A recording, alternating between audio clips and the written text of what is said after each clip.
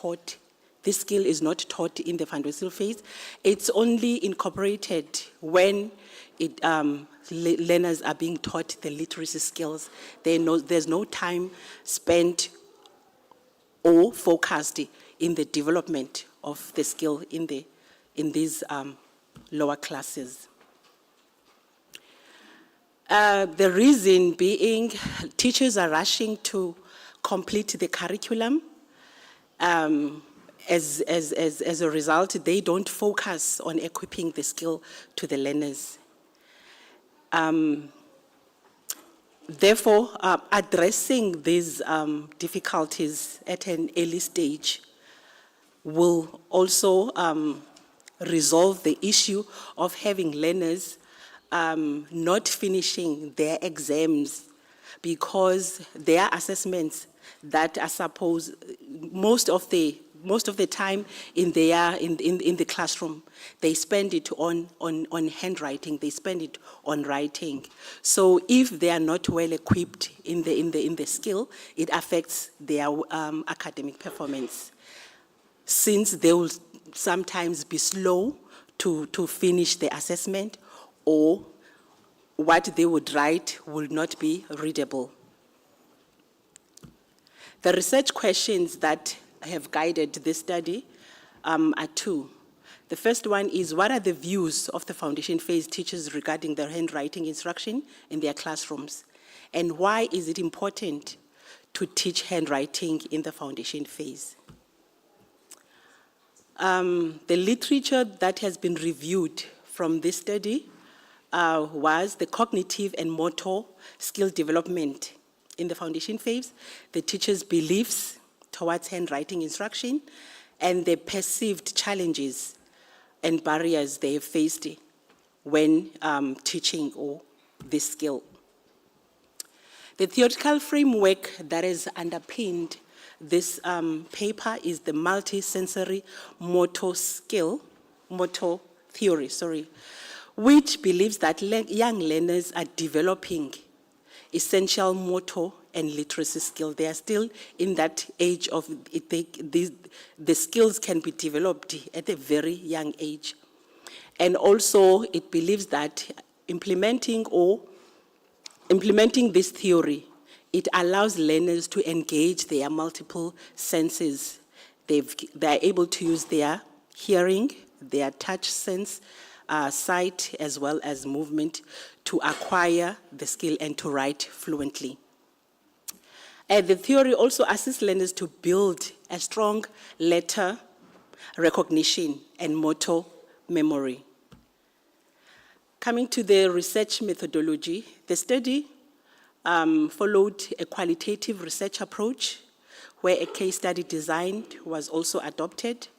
The population and sampling, the population was 48 foundation phase teachers from 3 primary schools, and sampling was purposely selected 12 teachers in the foundation phase.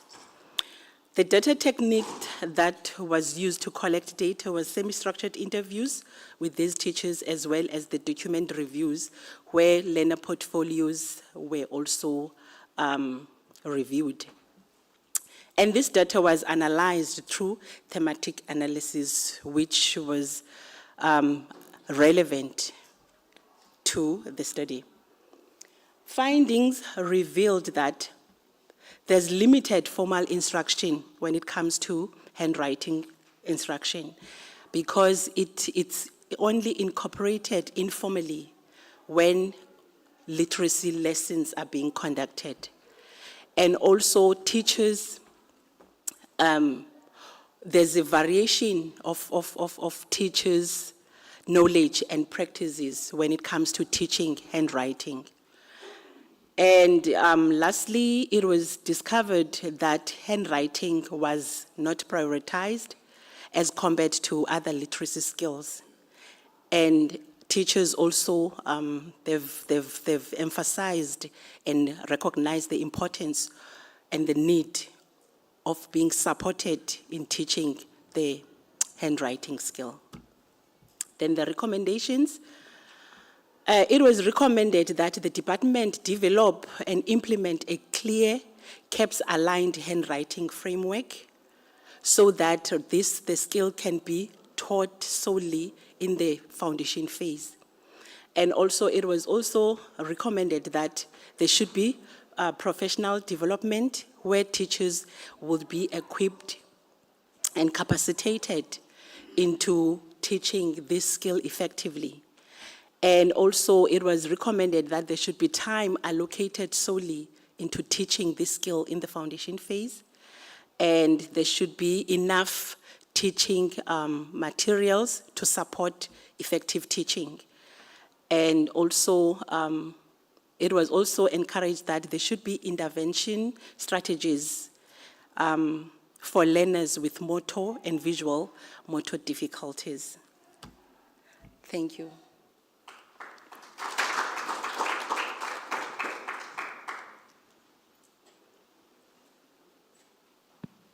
Thank you very much, Doc.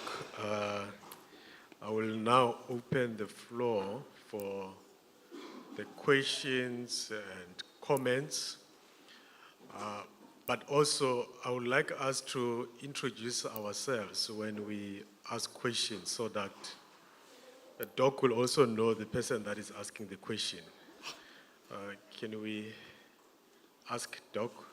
I received the doctoral title. All right. Any question or comments to Doc? So the study was clear, the presentation was clear, hence there are no questions. All right, thank you very much. Thank you so much. For your presentation.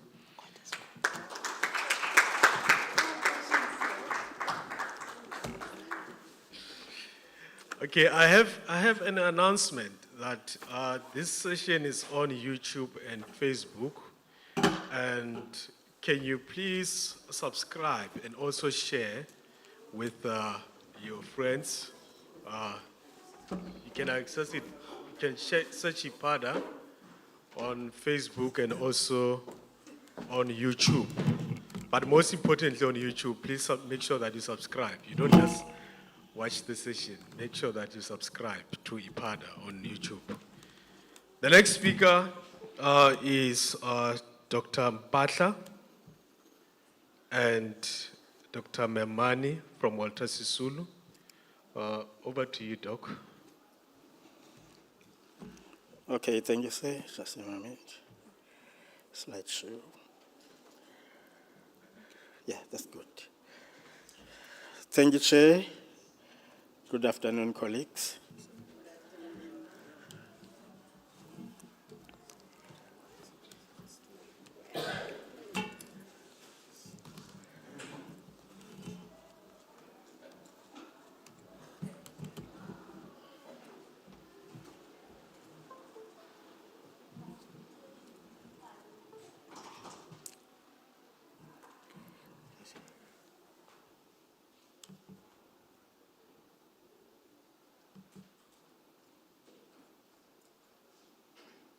Then I just press here.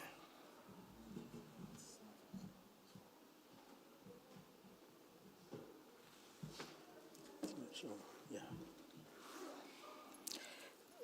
In front of you is Ndando Mpatla presenting the paper on the role of transformational leadership in shaping sustainable practices in higher education institutions, a global perspective. Looking at the introduction and background, the integration of sustainable practices has gained immense importance in recent years, facing global challenges, social inequality, and economic instability around the world.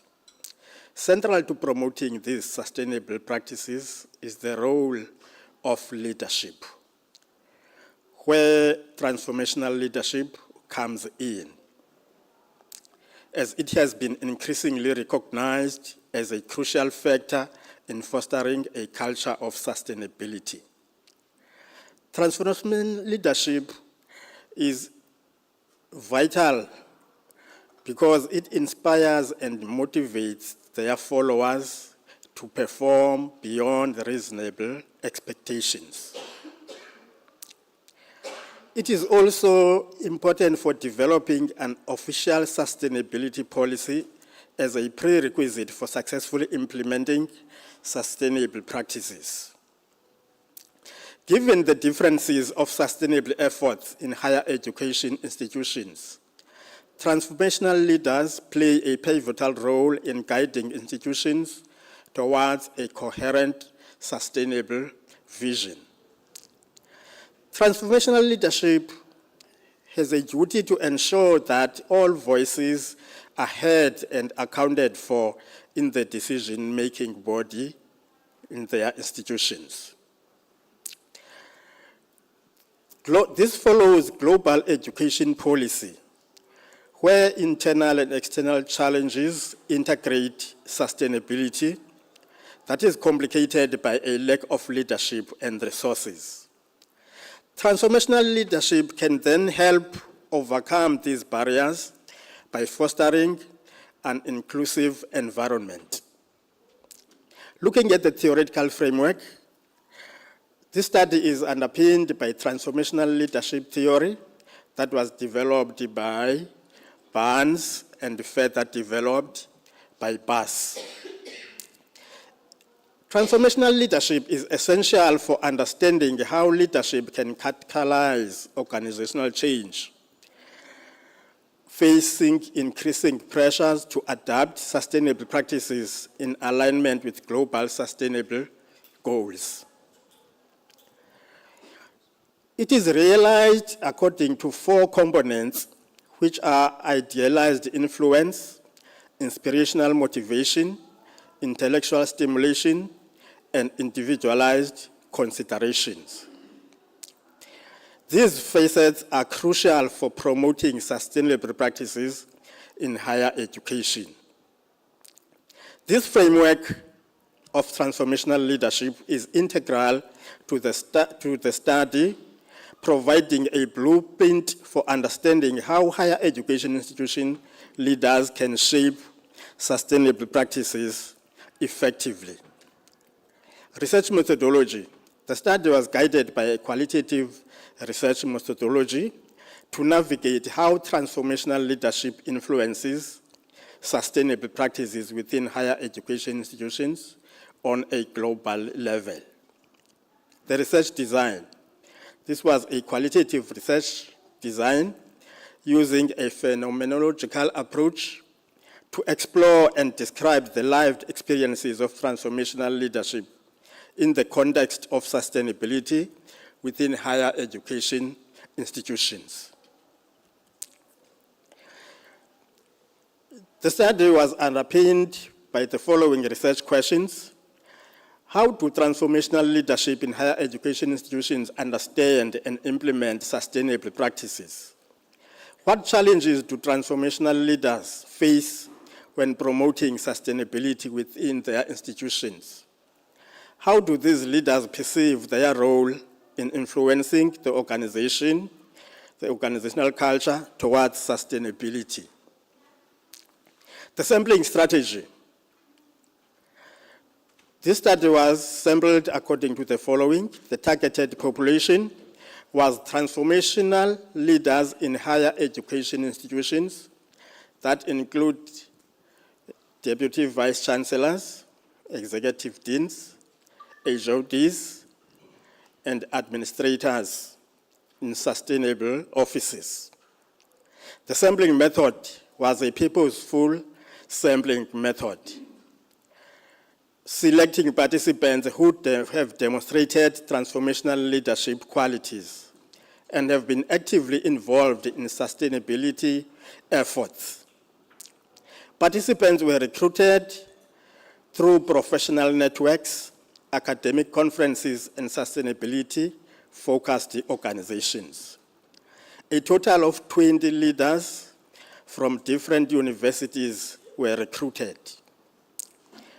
This selection was informed by informed consent that was obtained prior to participation, emphasizing confidentiality and the voluntary nature of the study.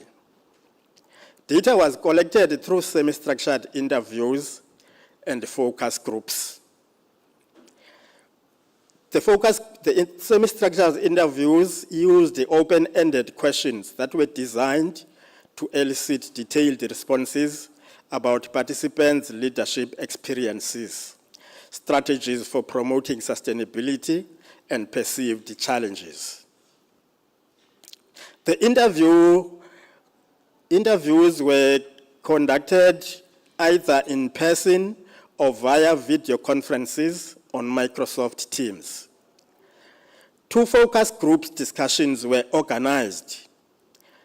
Focus group discussions were video recorded upon receiving consent from the participants, and the data was transcribed verbatim. Data analysis. Data was analyzed through thematic analysis by following the following steps: familiarization, initial coding, theme development, reviewing themes, defining and naming themes, and the write-up stage.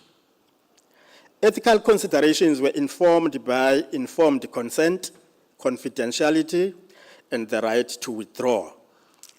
This study has limitations where there was subjectivity, referring to the researcher bias, and also generalizability, because the study cannot conclude on the findings for all the universities in South Africa. Findings of the study. The study revealed that leaders highlight the influence of transformational leadership on sustainability efforts within their institutions, emphasizing the interconnection between leadership styles and sustainable development initiatives. The study revealed that sustainability leadership involves processes undertaken by leaders to implement sustainable development policies effectively within their organizations. Leadership styles in higher education institutions significantly affect the willingness of staff and students to engage with sustainable practices. Within these higher education institutions, there is an importance of fostering a participative environment where all voices contribute to sustainability goals. Transformational leaders are also visionary leaders that foster a learning-focused culture that responds well to sustainable challenges. Discussion of the findings. The pivotal role that transformational leaders play in fostering sustainability within the educational findings. This is one of the findings of the study. Findings can be framed within the broader academic discourse on transformational leadership, organizational behavior, and educational effectiveness, highlighting both theoretical and practical implications. Transformational leadership is fundamental in enhancing teachers' and administrators' motivation. The aspect of relational trust and communication is central to transformational leadership. The importance of ongoing professional development for leaders in educational settings is also emphasized. Conclusion. The study outlined how transformational leadership serves as a pivotal mechanism for driving innovative practices that align with sustainability goals. Effective leadership is essential for integrating sustainability into educational frameworks, efficiencies, and institutional cultures, thereby providing a foundation for future-focused learning environments. The study recommended that there's a necessity for ongoing leadership development programs that equip educational leaders with the skills and knowledge to implement and champion sustainability agendas effectively. The study also calls for systematic training and support for leaders to navigate the complexities of integrating sustainable practices into their institutions strategically. I thank you.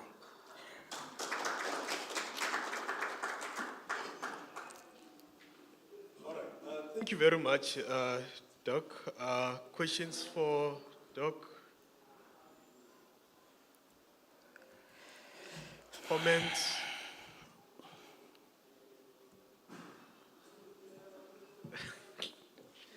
I don't know. Is it because we are from lunch, still tired? You have one quick.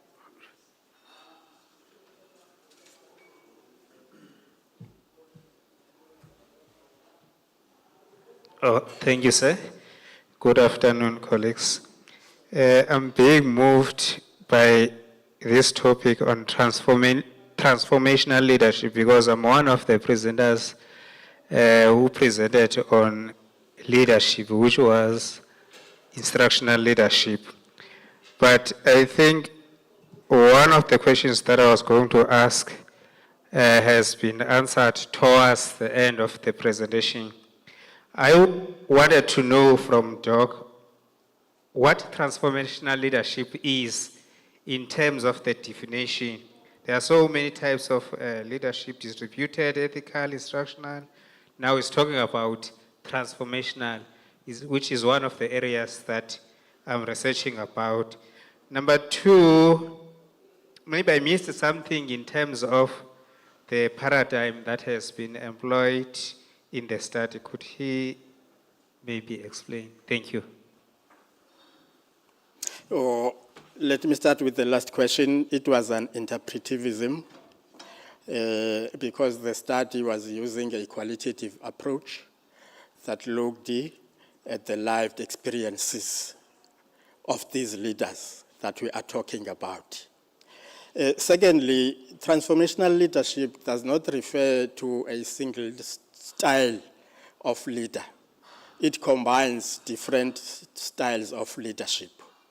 But what is important is its characteristics.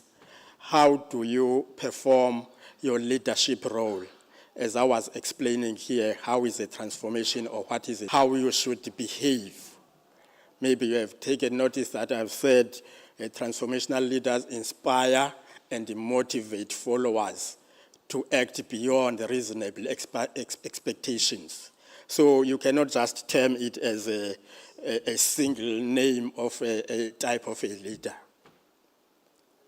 Yes. All right. Thank you. Thank you very much, Doc, for your. There's a hand, sir. Oh, okay.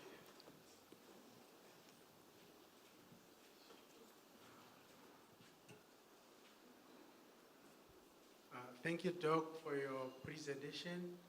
I see that the introduction and background is well cited, but from there, most of the sections are not cited. You talked about the thematic analysis. I know there's Brown and Clark, so I'm not sure if there are new scholars involved. And there's, the recommendations are not cited to support them, so which means they could be coming from you and they don't have academic backing. I'm taking note of that. Otherwise, in the paper, they have been cited. But I will consider in my next presentation. All right. Thank you. We'll take one last question, Doc. Thank you. Good afternoon, colleagues. And thanks, Doc, for such a presentation.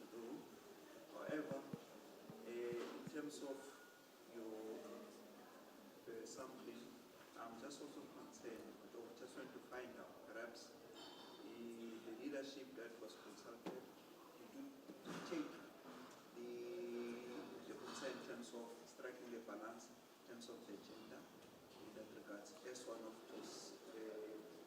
the goals in terms of sustainable development for the society, the gender equality to such extent? Don't take that kind of element into consideration. Okay, thank you, sir. I didn't necessarily look on the gender aspect because I just worked on different institutions bearing these types of leaders, but I didn't pay attention to the gender senses. Thank you. Can we have the next speaker, Matumbo?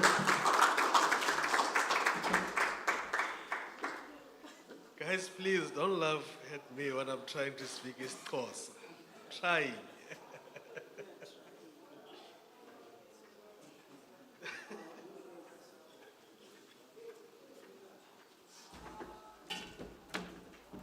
I don't know, people always laugh at me when I'm speaking East Coast, but I don't laugh when they try to speak East Bay.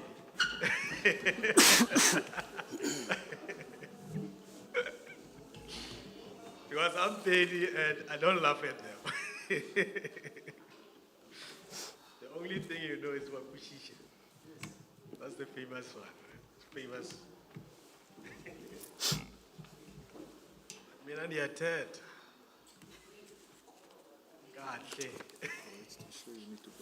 I always mix Yes, I'm on East Coast and Zulu, but I guess it's more or less the same, right? Just like Pedi, Southern Sotho, Northern Sotho. All right, over to you, Dr.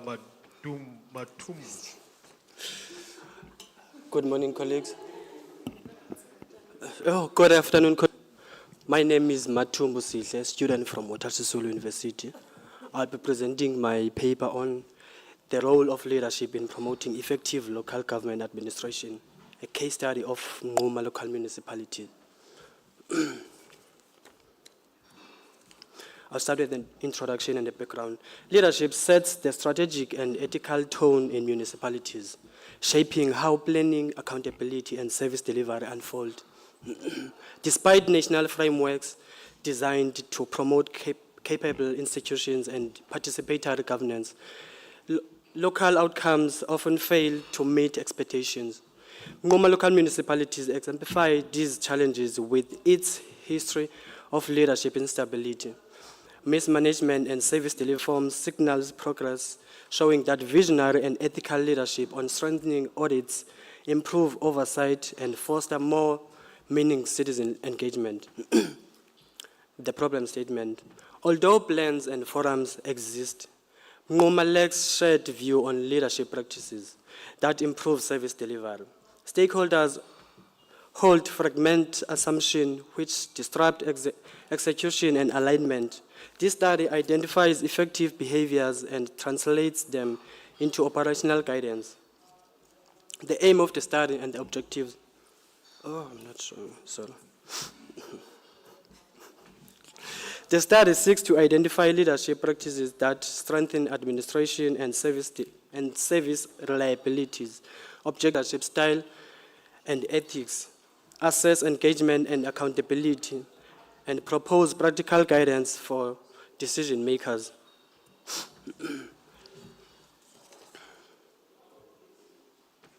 The literature review. This literature addresses how leadership behaviors influence effective local governance, administration, and service delivery. It highlights visionary leadership as giving direction and coherence to institutions. Ethical leadership shown to build trust, compliance, and integrity among communities. Transformational leadership enhances commitment and performance by serving as a providing recognition. Scholars also noted that unstable and centralized leadership reduces responsiveness, where inclusive engagement and feedback mechanisms build legitimacy and trust. The theoretical framework.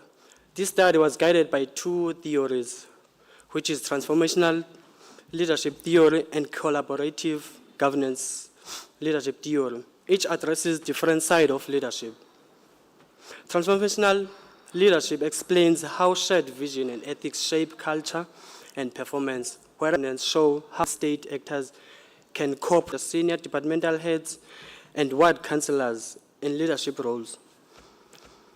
Purposive sampling was used to select knowledgeable participants representing municipal management, senior departmental heads and councillors.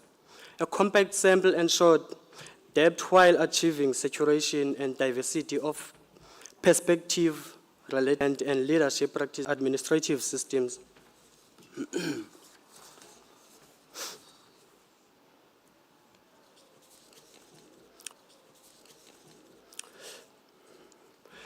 Data collection. Data were gathered through semi-structured interviews and focus group discussions, guided by prompt and leadership behavior, decision pathways, accountability practices, and engagement routines. The approach encouraged concrete examples and reflection on success, challenges, and recent reforms. Field notes captured contextual detail and enabled triangles expectations. The data was analyzed using thematic analysis following coding, themes development, and reviews. Patterns were checked for credibility and consistency. Ethical safeguards included consent, confidentiality, and secure data handling. The findings and discussions.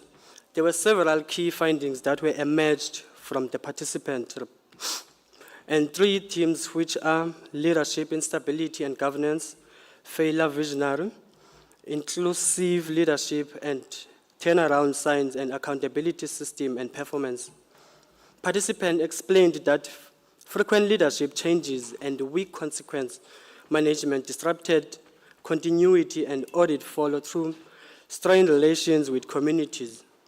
Coordination breakdowns created uncertainty in project execution and service reliability, turning minor issues into visible failures and eroding trust.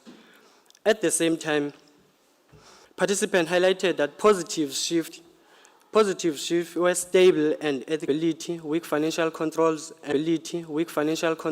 and repeated audit failures that undermined governance and public trust. Participants' view aligned with national reports showing that poor consequence management and political interference continue to strain service delivery. At the same time, recent reforms such as leadership, stability, skills audit, revenue system upgrades, and improved citizen engagement demonstrate that progress is possible when ethical and visionary leadership is applied. The findings highlight that sustaining this progress will require consistent accountability, continued leadership development, and deeper community participation to transform early success into lasting improvements.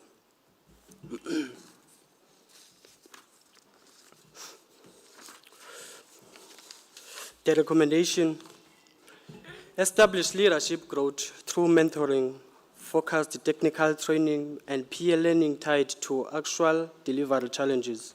Strengthen accountability through resourced internal audit, active oversight committees, and consistent application of consequence management. Institutionalize participatory monitoring by publishing decision progress and adjustment in accessible format on predictable schedules. Invest in delivery management systems that integrate planning, budgeting, prosecution, and performance tracking to support leadership in reliability information. I thank you.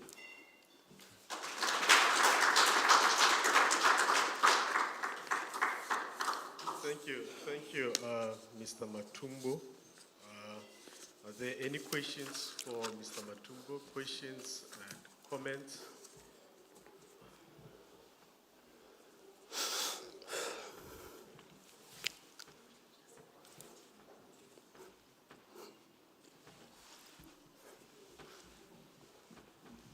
Good afternoon, everyone. Thank you, Chair. I'm Mr. Mchikwa from Malta Sisulu. Your presentation was good, sir. However, when you're discussing the theories, you should also explain who developed the theory, when it was developed, and how it underpins your study. This is just a comment, not a question. Okay. Thank you very much, Mr. Matum. All right, thank you. Okay, Doc.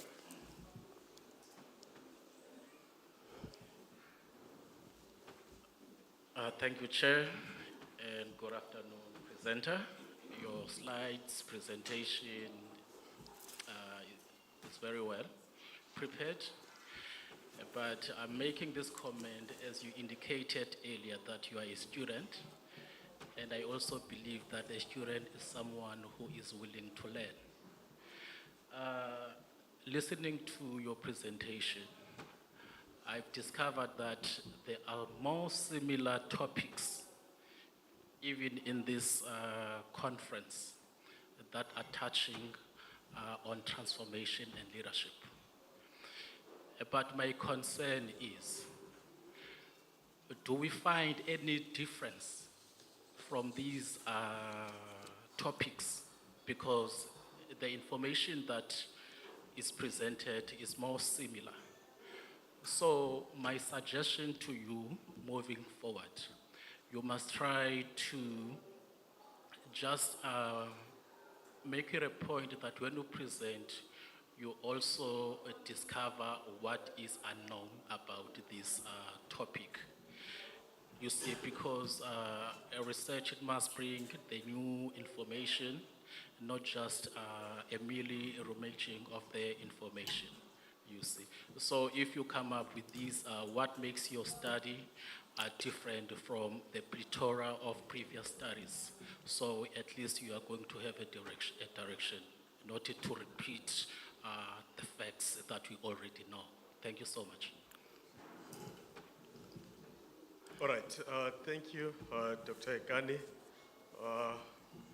More comments? Thank you, Chair. I am Mr. Chile, also from Walter Sisulu. Nice presentation, Mr. Matum. It's not a question, but whenever you have a presentation, you must also cite so that we know where you actually get the information that you've presented to us, more especially on the literature review. Thank you. All right, we can clap for Mr. Matumbo last time.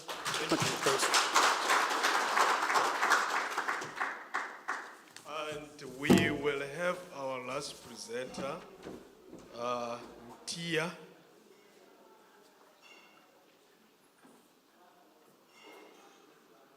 Tia is not here. Sorry.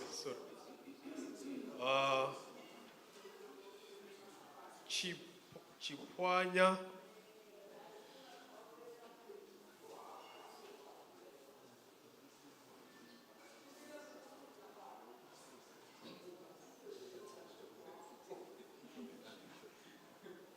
All right, I guess Mr. Matumbo was the last speaker for this session.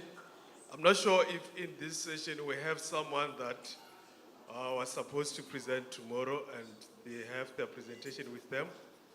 I think we can give them a chance to do the presentation if there's any. So there's no one. All right, I think this will mark the end of our session. We can go and prepare for the gala dinner at 7. See you then. Thank you.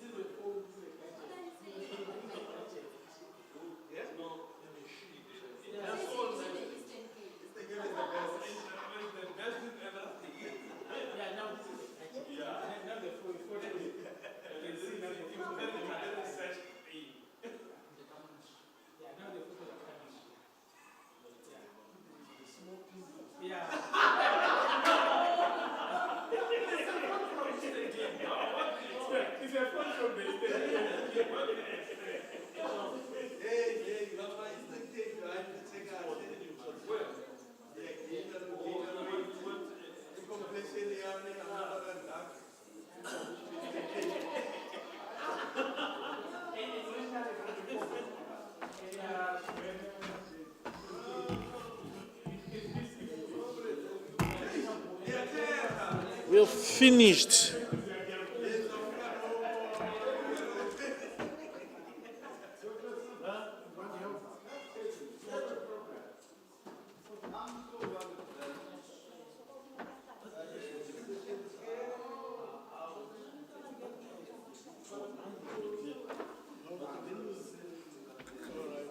You can use mine.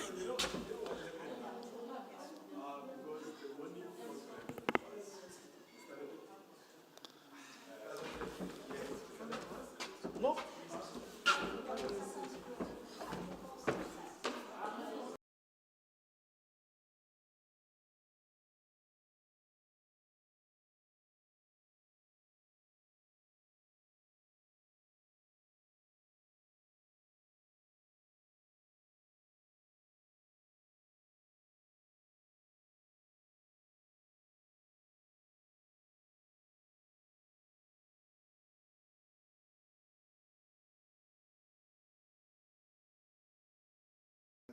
They were also significant, meaning that both the direct and the indirect effect, mediation and direct effect, all of them were significant. Now, when it comes to gender, you remember on the diagram we've included gender. None of our moderator relationship were significant. Now, when it comes to this study, what is the managerial implication? You remember when we started, we said that most people, they talk about there's poor leadership in municipality. But here we are advocating that instead of blaming the other people, take responsibility, inspire yourself. That is why we're speaking about self-efficacy. So this study has got implications for managers. The one it says that managers, if they can create a conducive environment, which is meaningful, self-motivated employees will take extra job. And in organizational psychology, we call it OCB, going beyond call of duty, where employees, they won't be pushed to do something, but because they are self-motivated, they will do the job themselves.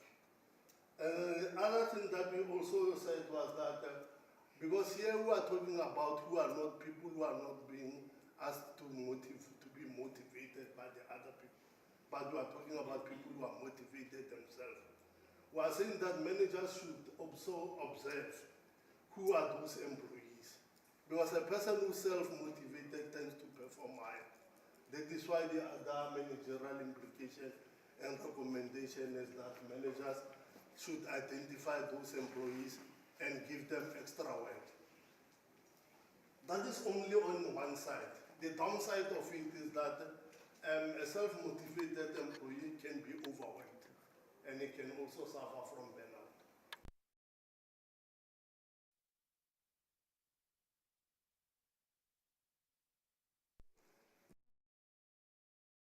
Municipalities where trade unions are very, very silent stakeholders. I'll pause there. I won't say anything about the trade union. The other thing is that when somebody loves, is self-driven, has got a high self-efficacy. If you have identified that employee and you have put that employee in a strategic position where he deals with customers, that person will be self-motivated. And that's another way that you can have people who are working at a job who won't say that, I'm not working in the department, go and speak to procurement, that is not my job. But the person will take responsibility and do his job. So this is the slide that I was going to present on. This study, I did not include the limitation on the presentation, but if you look at studies like this, because it was done in one municipality, these results cannot be generalized to other municipalities. And the other limitation of studies like this is that it's a cross-sectional study. Therefore, we could not measure causality over a long period of time, but we only measured what we call this relationship. The other limitation is that they will only use gender as a moderator. It would be interesting to see in future if people can include here instead of gender as a mediating moderator, but here you can put age.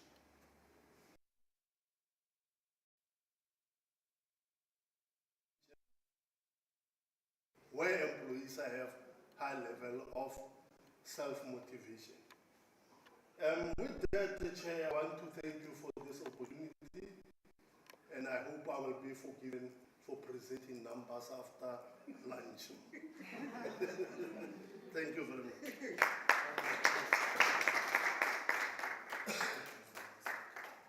All right, thank you very much, sir, for that interesting presentation.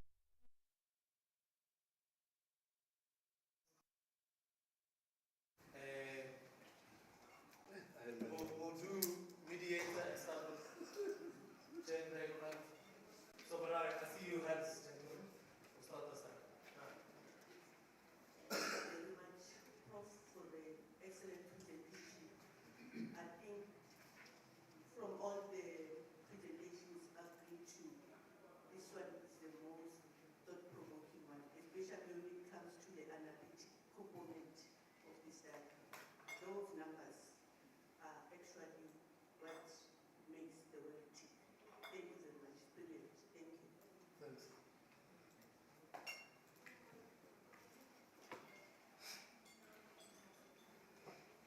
Thank you very much for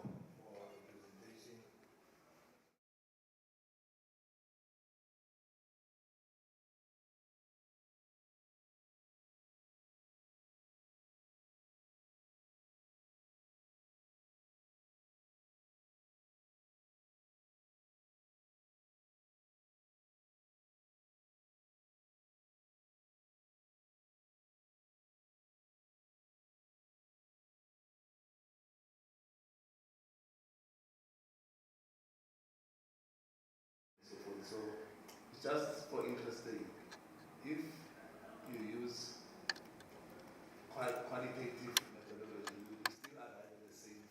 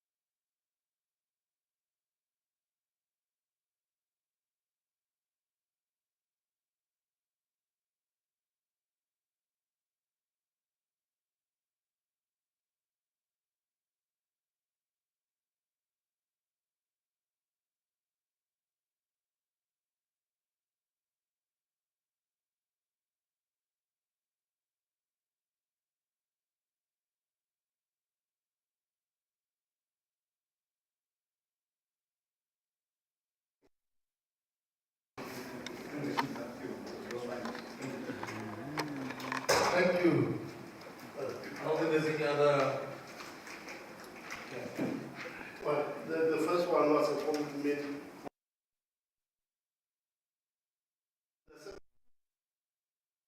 Qualitative would get the same result, the answer depends.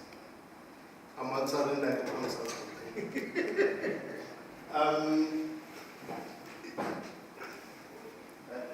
It's dangerous to say yes and no. The reason being what research depends mostly on the people that you come up with. That's number one. Number two, the strong points that qualitative research has as compared to quantitative research is that in qualitative research you can get I think the 4 point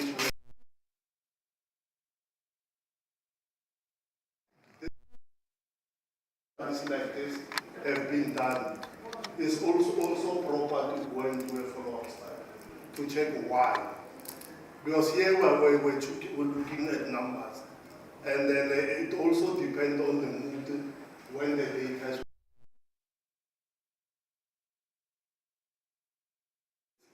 Where chances are that you are going to get people who are less motivated.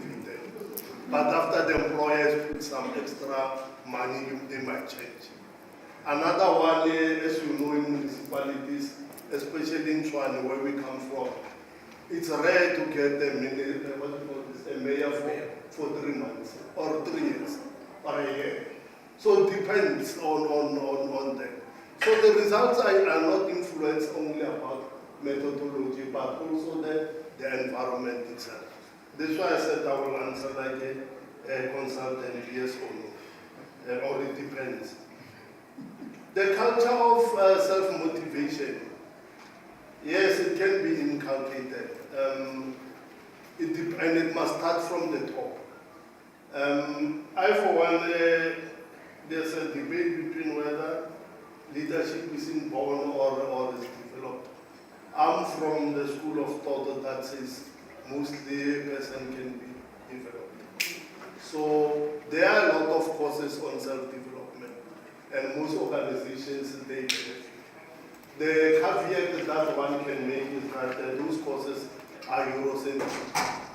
So they need to be customized to put into South African context. Prof has asked a question to say that did the findings talk about self-efficacy? The answer is yes. I think the mean of self-efficacy, if I'm not mistaken, it was above 3, which is, when you check it about the mean, I think it was above 3. And we have used a Likert scale of 5. So it means that it was slanting towards positive.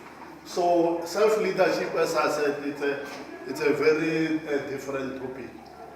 Now the question that was not asked is that after you have done with this study, what do you do with it?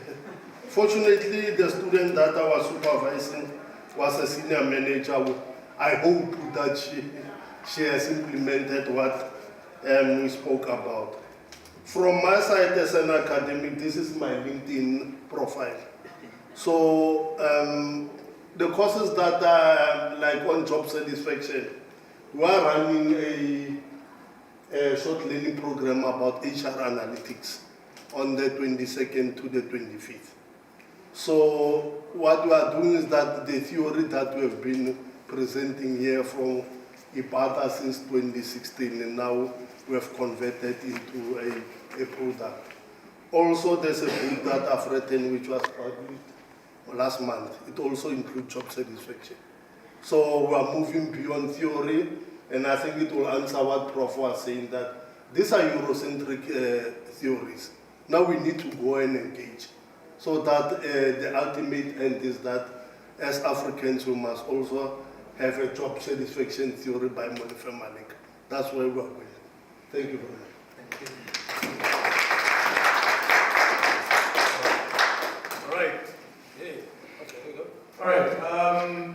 I think that was like an indication of self-leadership. He said, the question that you didn't ask is this. And then went ahead and answered the question that he asked himself. And usually what we then know is that usually the employees that are self-motivated get the most work. Yes. So I didn't see that in the numbers there. Yeah, it You was know, like that. I'm overburdened. All right. Thank you, sir, for that presentation. Our next speaker will be talking about an assessment of recruitment practices for food handlers into the National Schools Nutrition Program, a case of Gauteng Department of Education, Joburg, or Johannesburg North District.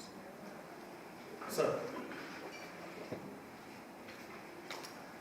I'm not sure if you were here 15 minutes to talk, 5 minutes for questions. If I stand next to you, then you will stop. Cool. Next to you, please. Okay.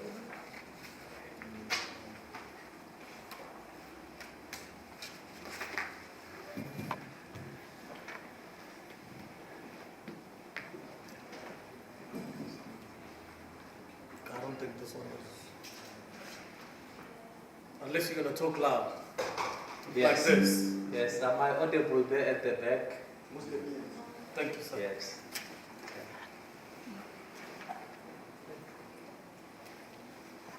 You can start. Thank you very much, Chair. My name is Machu Betsidiso Mura, and I will be presenting a paper titled An Assessment of Recruitment Practices for Food Handlers into the National School Nutrition Program, focusing on the Gauteng Department of Education.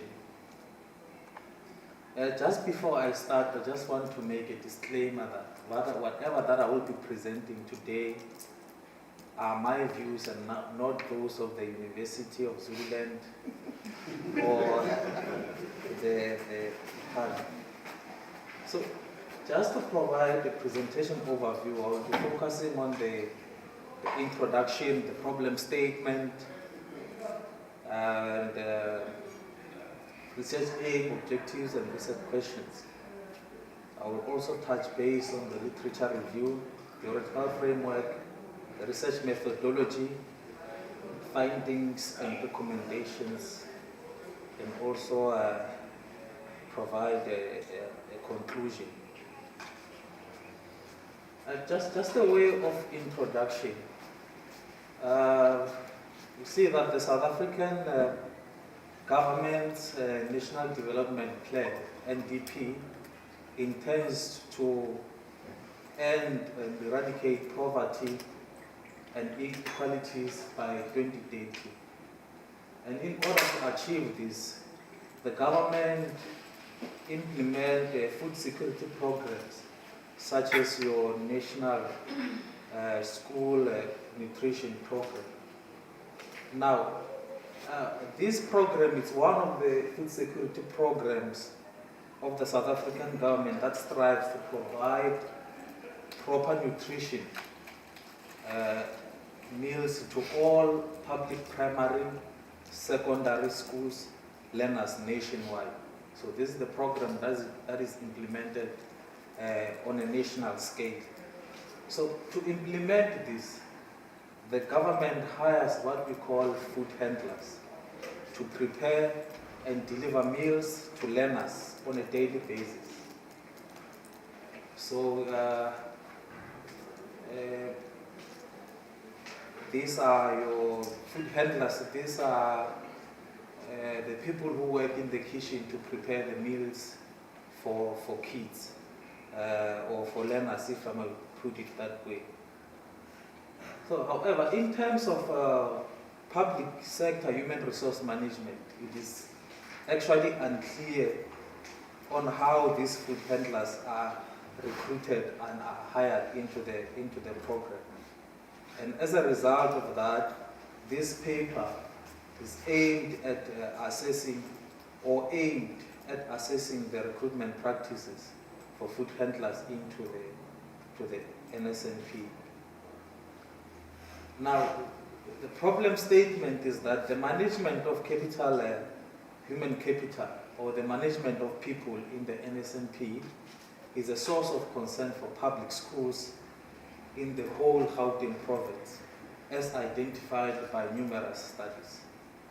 And one of the issues that they raise or that they've identified in their research is the issue of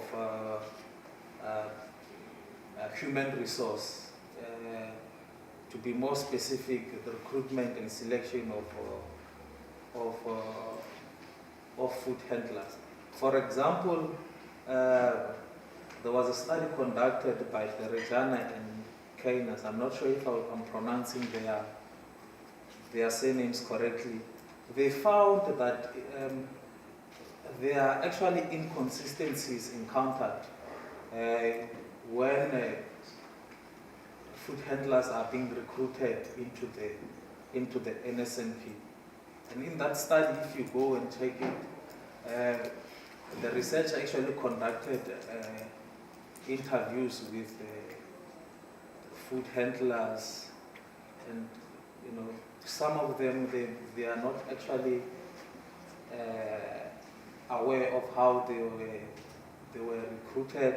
But of course, I understand that because recruitment is something that happens internally within the institution. However, there are some of the things that were raised there from the principals who say how they recruit, actually it's more flexible.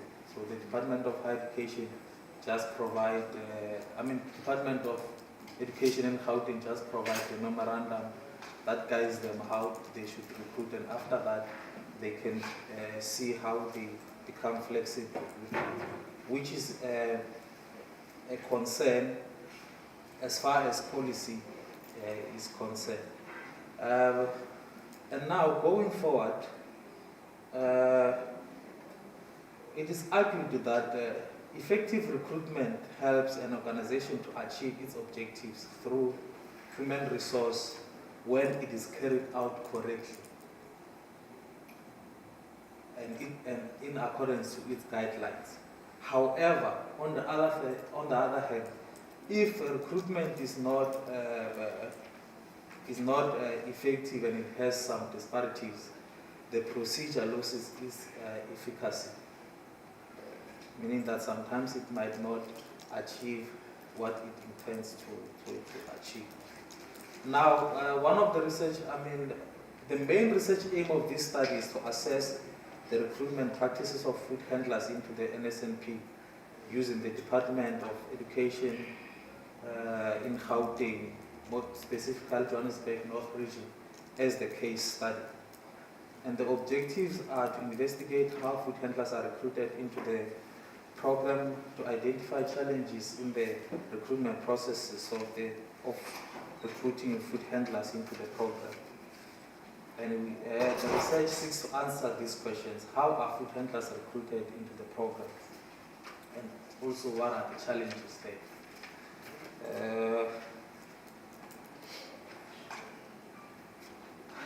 Now, just to touch base on the literature review, some of the scholars actually advances that recruitment in the public sector is one of the important tools for the provision of public service. And then, and moving forward is that number of scholars from the different disciplines have actually researched on the management of the NSNP.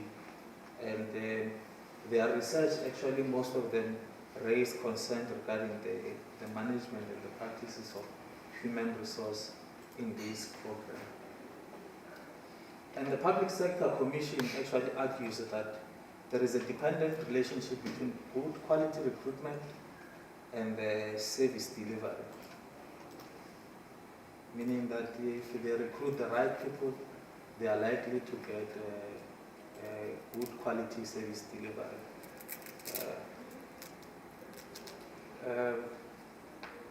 Now the PSC now goes to say that there are mistakes made concerning the recruitment by the government department. As a result, these mistakes compromise the quality of recruitment in the public service. For instance,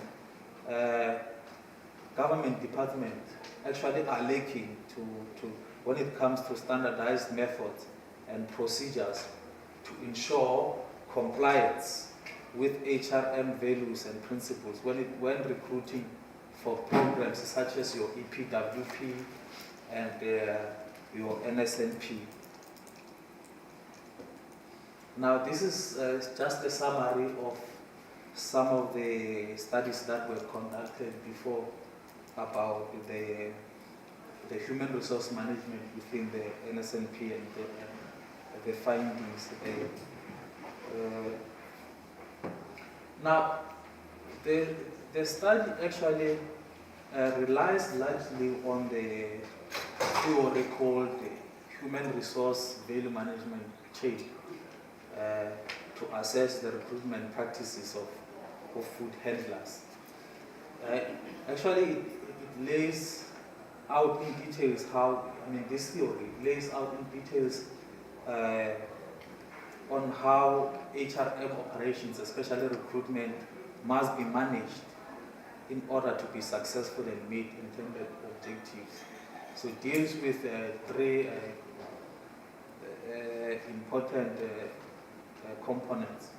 That number one, it needs to be efficient, and then it needs to be effective, and also it should have impact. I gave an example today that speaks to that. And then when it comes to the research methodology, and I can see I'm only left with 5 minutes, I'll just go through it. We used a qualitative research approach with a research design of a case study. And then what we did there is that the study population, we focused on public schools, NSNP managers, NSNP coordinators, and school principals. So to select NSNP managers, NSNP coordinators, and school principals, we actually used purposive sampling. However, to select schools, we used what we call stratified sampling, where we divided schools, primary and secondary, and then selected from there. And then data collection method, we used semi-structured interviews and documentary evidence. Documentary evidence. And then data collection, for data analysis, for data analysis, we used thematic data analysis. So out of those themes, out of the analysis, these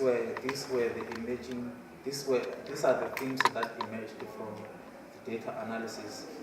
We find that actually there is a recruitment process in place when recruiting the food handlers. However, what was concerning is how powerful school principals were in deciding on the recruitment of food handlers. And then we also noted that when it comes to the recruitment methodology, they use direct recruitment where they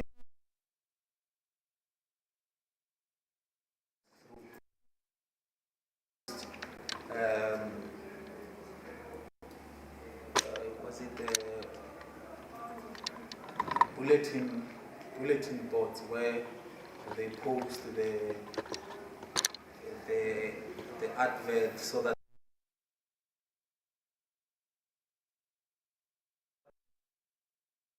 policy, meaning that food handlers cannot, they are recruited on a rotational basis, meaning that they can only work there or they are recruited for a 1-year contract and it's not renewed. Also, that also have the impact on the recruitment itself because they should now keep on recruiting each and every cycle. And then also there were challenges that were encountered that we found when we were analyzing data, a lack of recruitment and selection policy. And then the processing of application, we find that because of unemployment, we find that they have 600 applications with no capacity to fairly scrutinize those applications. And there is also high level of food handlers voluntary turnover due to pressure and financial situations that are demotivating within this program, and you find them resigning without even finishing a year. And the selection techniques also, that they select food handlers through interviews. Actually, they don't even select on the basis that maybe you can cook. As long as you convince them through interview that you can cook, and that's enough. And they only realize later that this person cannot cook. So those are the findings that we got when we conducted the interviews. And we also offer policy recommendations that, just to conclude, Chair, that when it comes to the recruitment methodology, schools should make use of bulletin boards as one of their recruitment methods to attract application and create a database for all unemployed parents. And when the call comes, they just pick from there and then further continue with the recruitment process. And the rotational policy, we recommend that there should be a database as well, because you find that on our findings we found that some parents were repeating themselves, and which is unfair to other parents. And also for processing applications, we recommend that the Department of Education and Development should capacitate their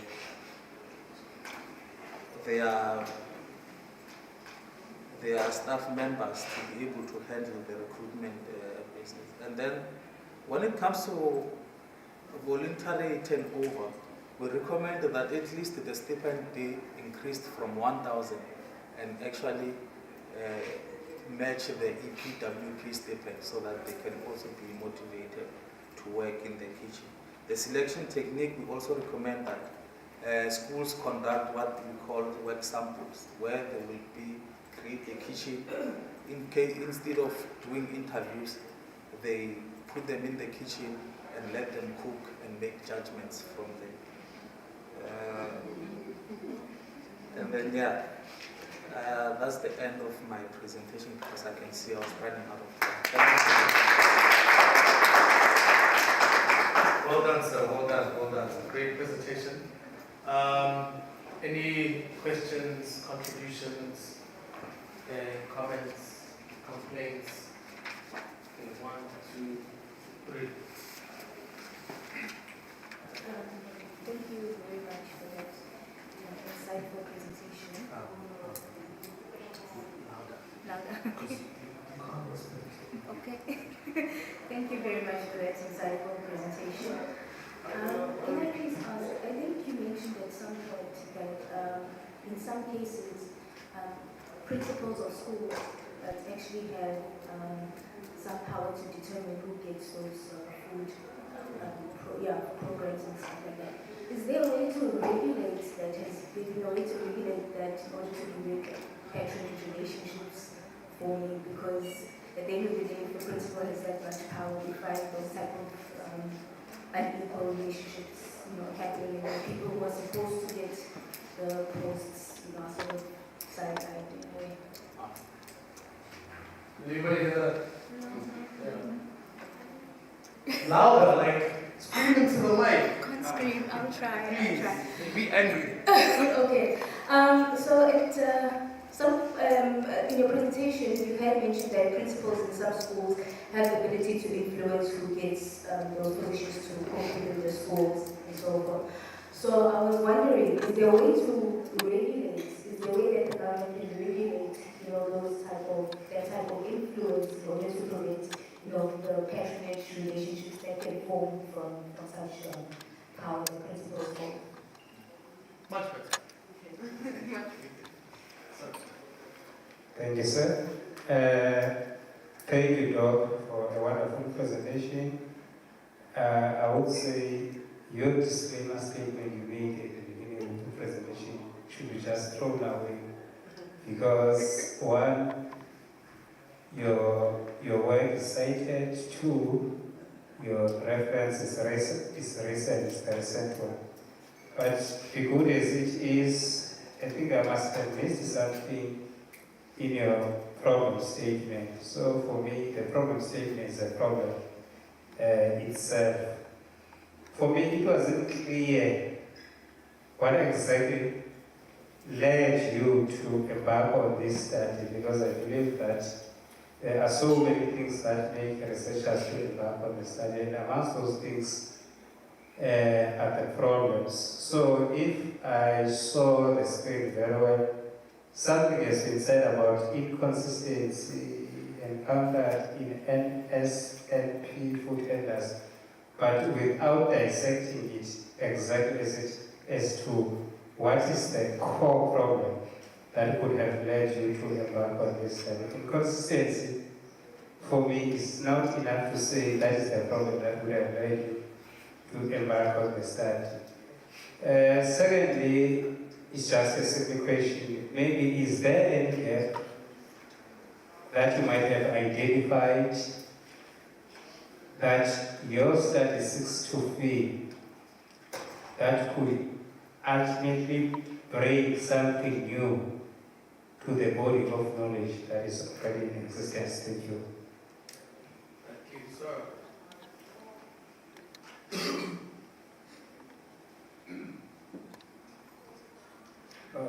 Thanks, my brother.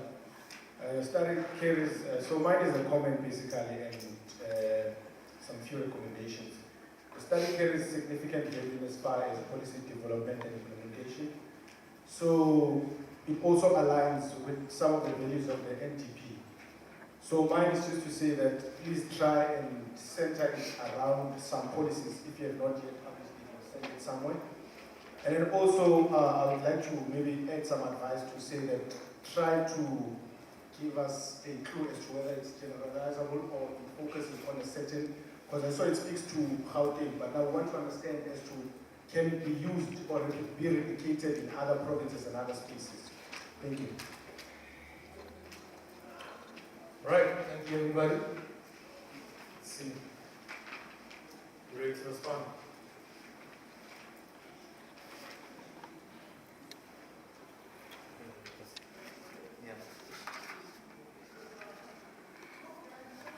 Okay, first question was about principal powers.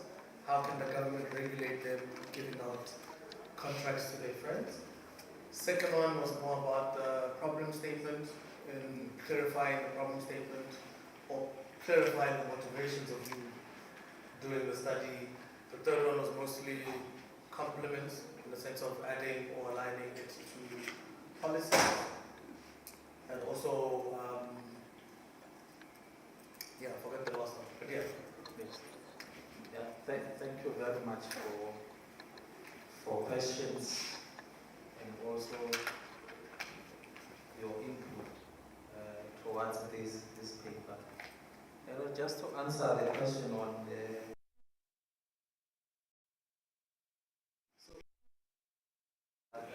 just before the recruitment process can begin, the Department of Education in Gauteng, so what they will do is that they will release what they call a memo advising the schools that they can now start with the process of recruiting food handlers.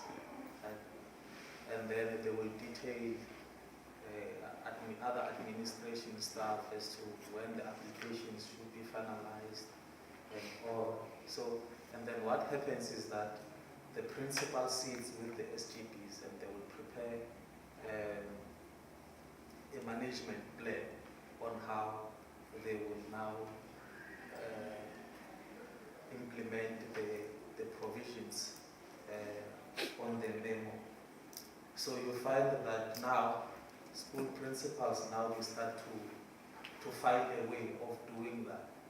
So you find that just next door, food handlers were recruited differently from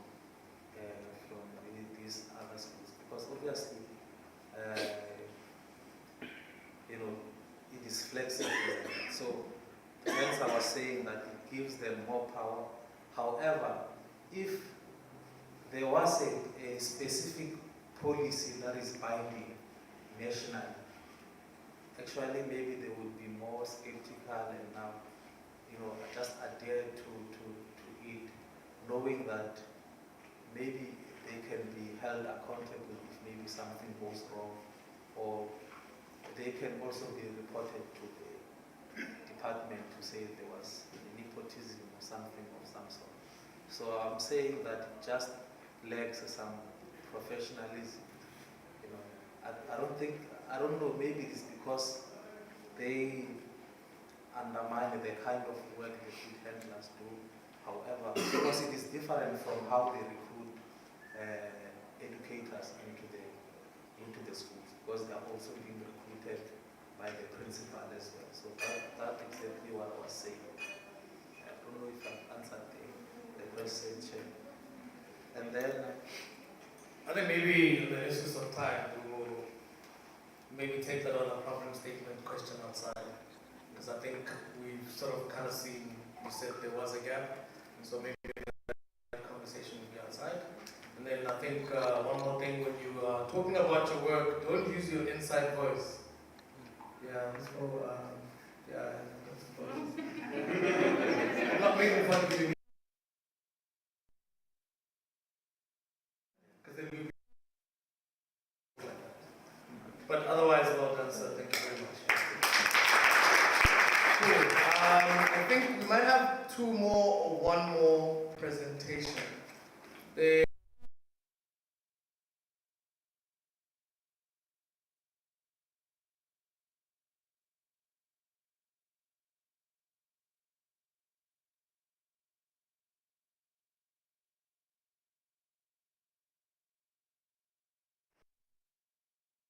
Last one.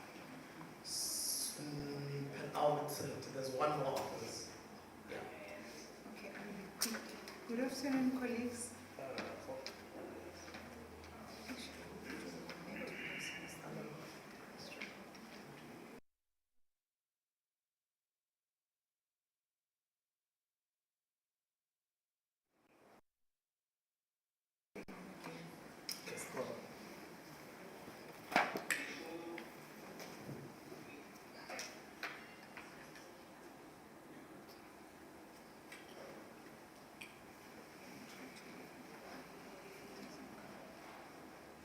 Okay.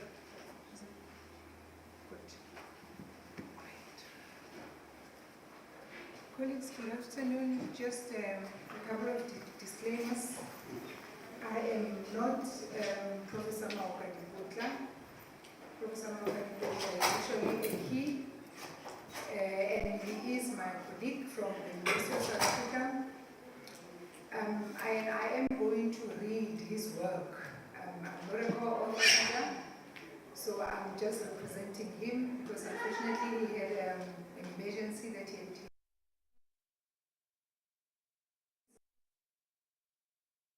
Psychologist from the University of South Africa as well. His study is on exploring knowledge management framework to support municipal governance in Limpopo province in South Africa. As an introduction and background, the value of knowledge management in local government cannot be overemphasized. Knowledge management is a very important ingredient to improve human knowledge, performance, decision-making, problem-solving, reduce costs, and provide proper service in municipalities. And the Constitution of South Africa also mandates that municipalities should deliver essential municipal services within their designated areas, which include, but not limited to, water supply, collection of waste management, electrical distribution, sanitation, road maintenance, stormwater drainage, landfills, land use planning and regulation and transport planning. These are just a few that I mentioned. So access to these services is a fundamental right of the citizens, and these depends on knowledge management to ensure sound problem solving, decision making, and effective delivery of these services that are mentioned in the Constitution. So knowledge management is therefore, this is a definition, a process of acquiring, designing, managing, and disseminating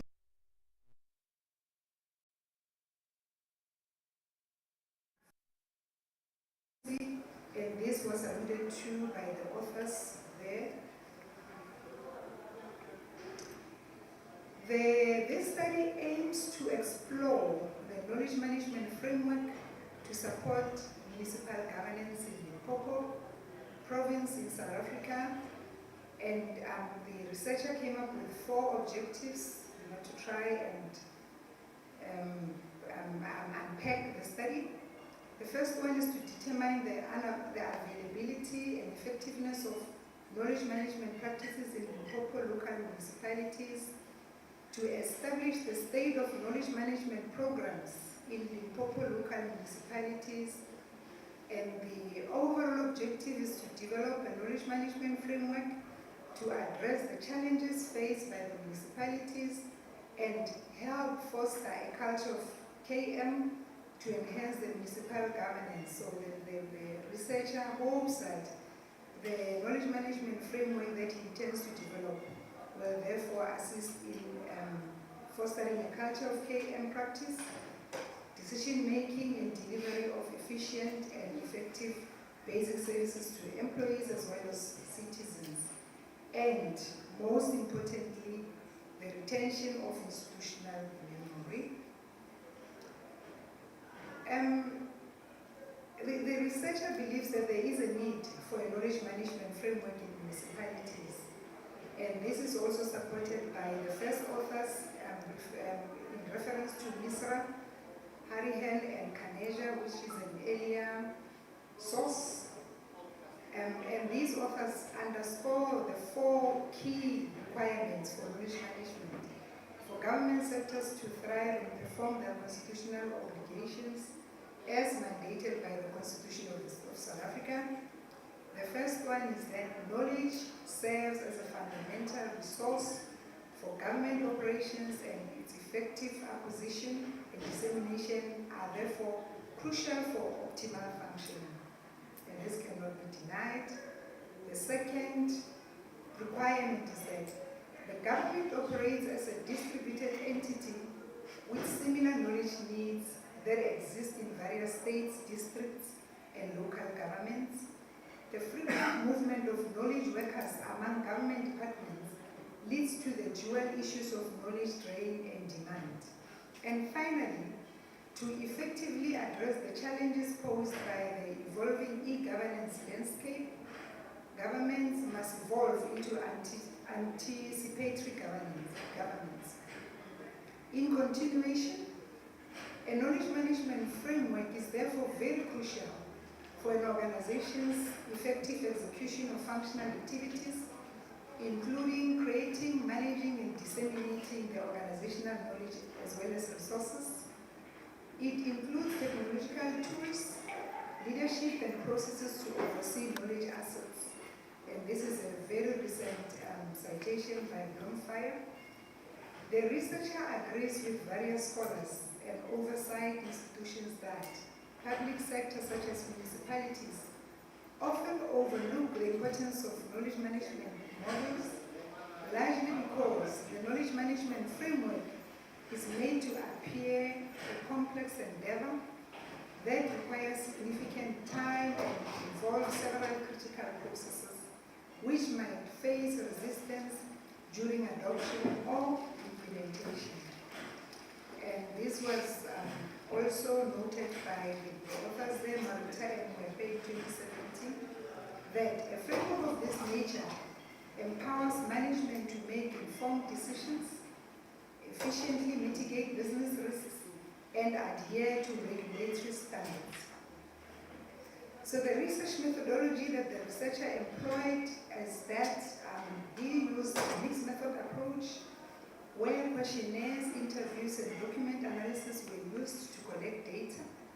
The target population for the study comprised 7 local municipalities in the Limpopo province in SA. A stratified random sampling technique was employed to select management, knowledge management and HRM officials from each municipality who are responsible, solely responsible for knowledge management. And 329 or 75% of the respondents were information and knowledge management personnel, while 110, which makes up 25%, were from the human resources management. Using Rausov's sample size calculator, a sample size of 439 was therefore determined out of 2,189 population to achieve a confidence level of 95%, which is very good, with a margin of error of 5%. Only 305 completed and returned the questionnaire, which eventually yielded a very good response rate of 70%. 21 managers participated in the qualitative interviews. These are the findings, colleagues, and we can see that with regards to the state of knowledge management programs in local municipalities, 124 said that is poor, whereas 92 viewed this as very poor, 72 said it's good, and finally 17 said it's very good. The state of knowledge management programs in Limpopo local municipality, the results obtained from the triangulated data corroborated the findings of the study that while there are knowledge management practices, they are not sufficiently effective to support a robust knowledge management program and facilitate knowledge sharing. The interview results, on the other hand, revealed that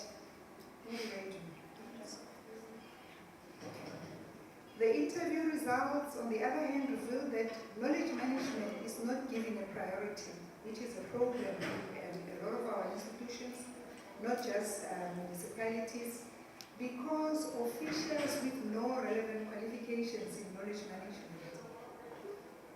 have been appointed or sworn in to work in the KM unit. So we are dealing with people that are not qualified to do the job, and that is what this bullet speaks to. This inadequacy adversely affects not only service delivery and governance, but also staff morale. You can imagine if you're qualified and somebody who's not qualified is your manager. You can just imagine what that does to you and your morale. Development, decision-making, and well-being necessitating urgent improvements in the state of KM within municipalities. The majority, which is 20.7% or 63 respondents, further highlighted that KM programs did not adequately facilitate mental improvements. Regarding availability and effectiveness of KM practices in Limpopo local municipalities, participants were then asked to evaluate the effectiveness of KM practices within their municipalities using a scale ranging from very poor to very good. This evaluation aimed to assess the functionality of existing KM practices and their impact on enhancing knowledge.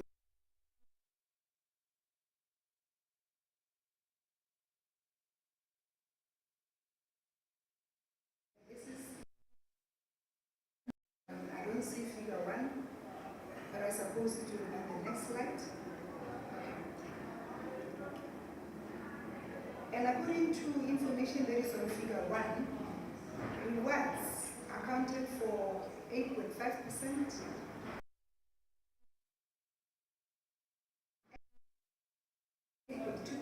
knowledge fairs 4.9%, competence management, colleagues, I won't go through all these percentages, but just the highlights: master apprentice relationship, measure and reporting intellectual capital, proximity and architecture, master apprentice relationship, measuring and reporting intellectual capital. Mentoring programs accounted for 20.7%.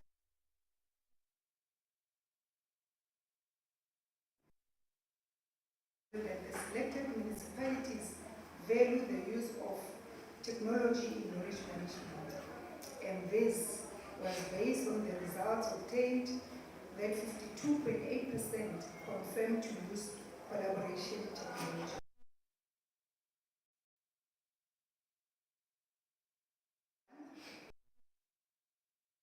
Hope it's clear. So let's unpack this figure. And this is the figure that the researcher is proposing as a knowledge management framework. So in explaining figure 1,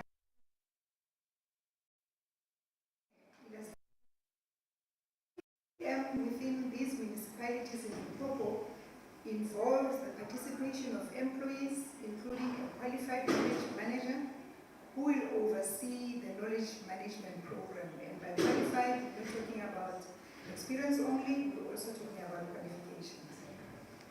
This knowledge manager will require the backing of both senior management and political leaders to effectively advance the knowledge management initiative, because without this buy-in,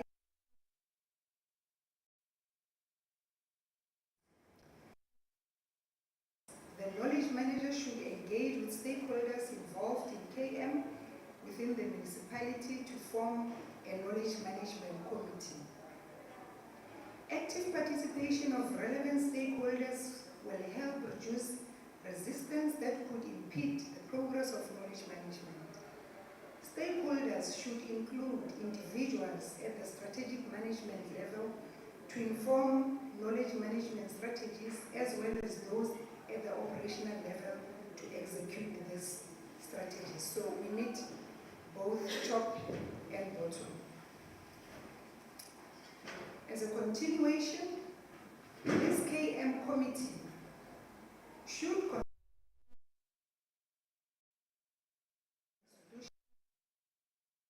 knowledge management can be implemented, conducting a knowledge audit or a needs analysis. That is the term that we used to. And led by a qualified and knowledgeable knowledge manager to assess the current state of organizational knowledge and identify existing gaps. This process helps identify areas for improvement and empowers municipalities to propose effective strategies to improve knowledge governance.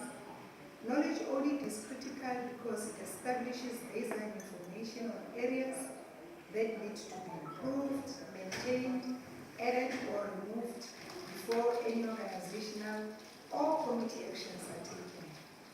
Furthermore, the results of the knowledge audit will guide municipalities in developing effective knowledge management practices.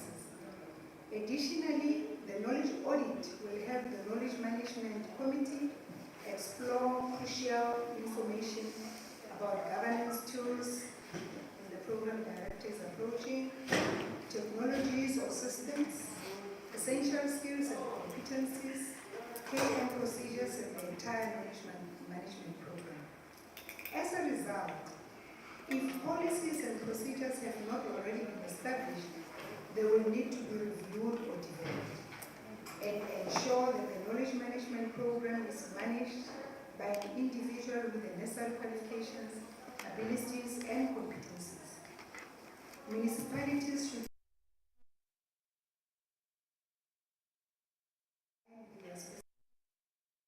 contexts such as intranets or enterprise social networks. So Julia, let me see if there is anything of can you give me 2 more minutes, or should I go straight One. to Conclusion. Just go to the conclusion. Let me go straight to the conclusion.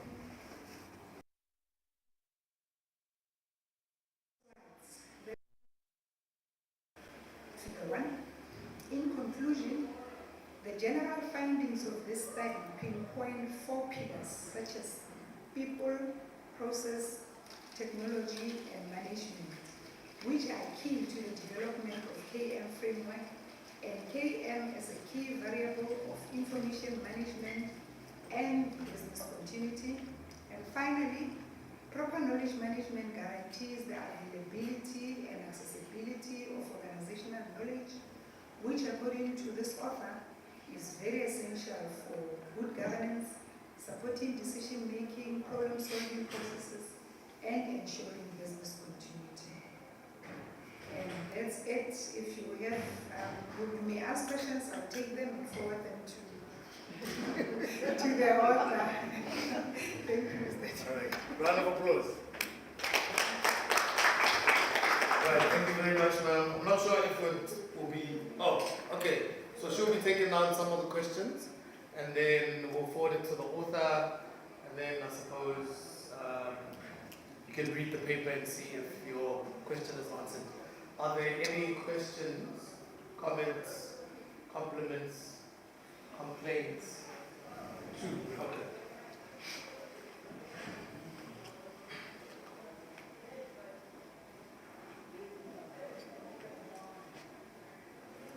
Thank you so much.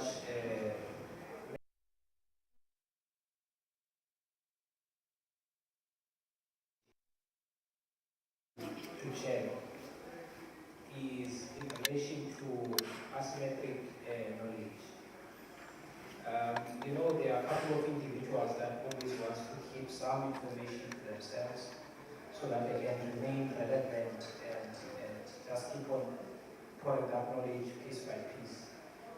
Is there a way that the study can actually, does it have a way of addressing that kind of a situation in the workplace, where someone is the only one that has got this particular knowledge and is refusing to share that knowledge so that there would be effectiveness and proper processes that would take place in the workplace? Is there a way that the study that actually addresses that kind of a concern?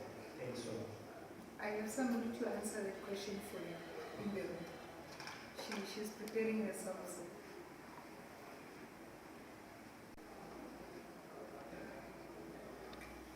Thank you so much.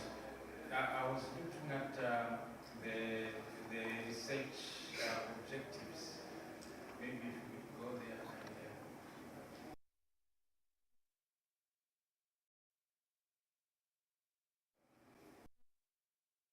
Maybe of improvement of them, particularly say the last one. I look at it as it's a bit loaded. Normally we say it's something like double barreled. There are, I think, a number of variables. I don't know how you'll be able to measure them. To deliver CAM framework to address the challenges, first by the municipal, and then there's another, and as well as I don't know, more or less like you were just maybe starting from the main paper and the request, but also the objective itself, I think they need maybe just to be improved upon so that they can perform sense. Okay, so. Okay, one more.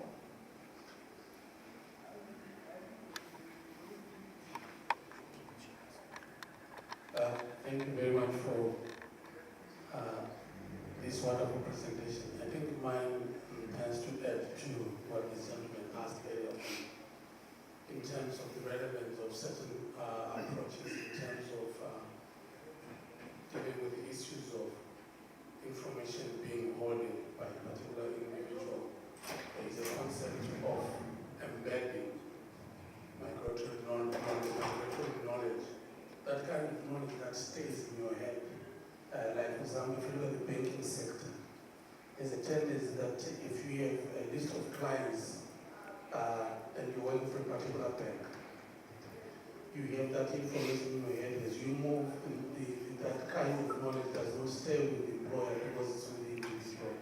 But there's a concept of embedding where you create some kind of templates so that in as much as you decide to keep some information, there's part of that information that remains embedded because there is a mechanism within the system that tries to reduce whatever is going to stay in your mind by putting in some kind of forms whereby you will live. I think they also try and target almost 75%. I just wanted to find out whether such a framework can actually help in terms of dealing with the issues of people who decide to keep information to themselves for purposes of remaining relevant.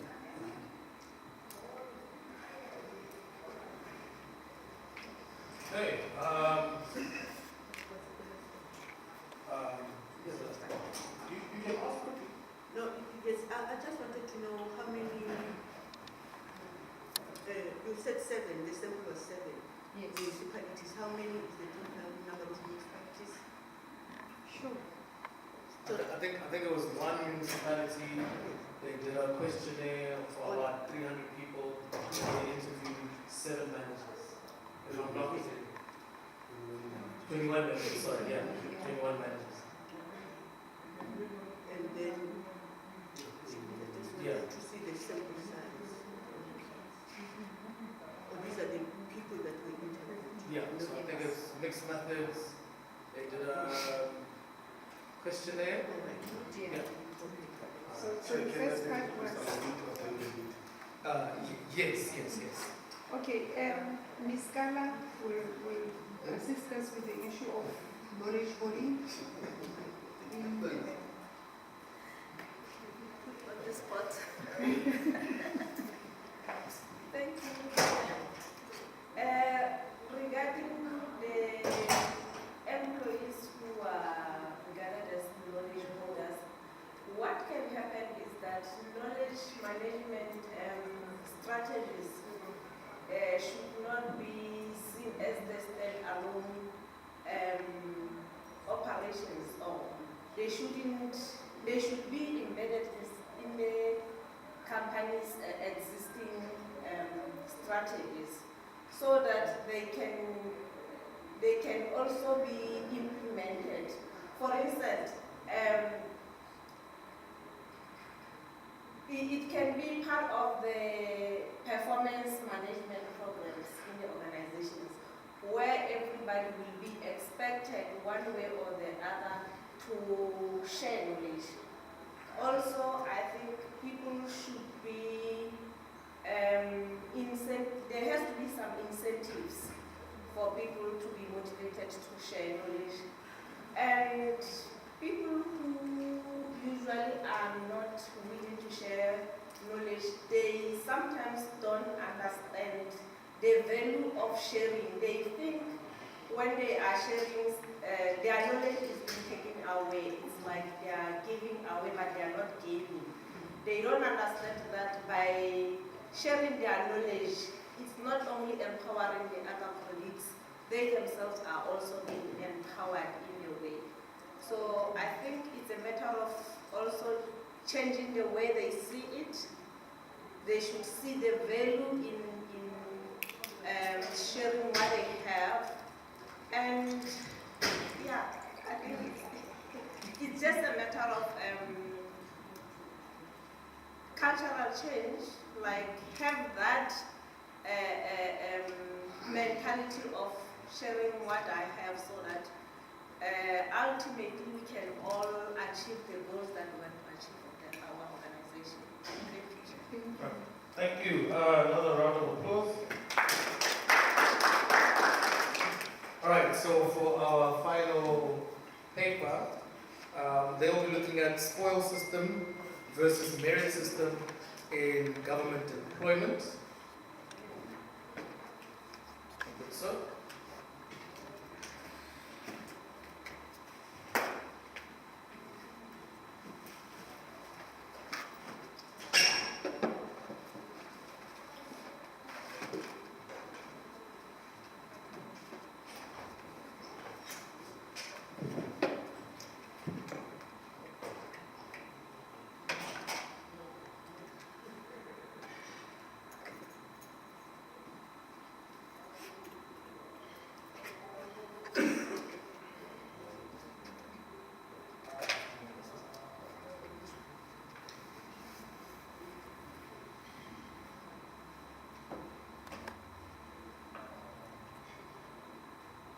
Good afternoon, ladies and gentlemen.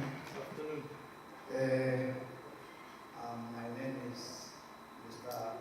Gabriel Manzella, which is William Manzella, from the University of South Africa, under the Department of Public Administration and Management. The topic, as indicated, that I'm going to present with you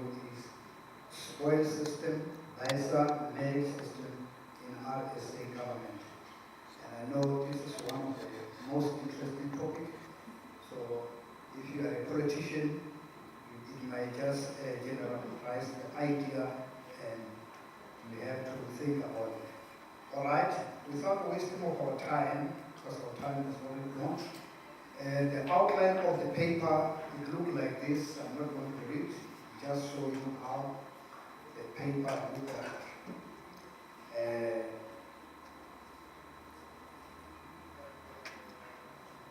Then we go to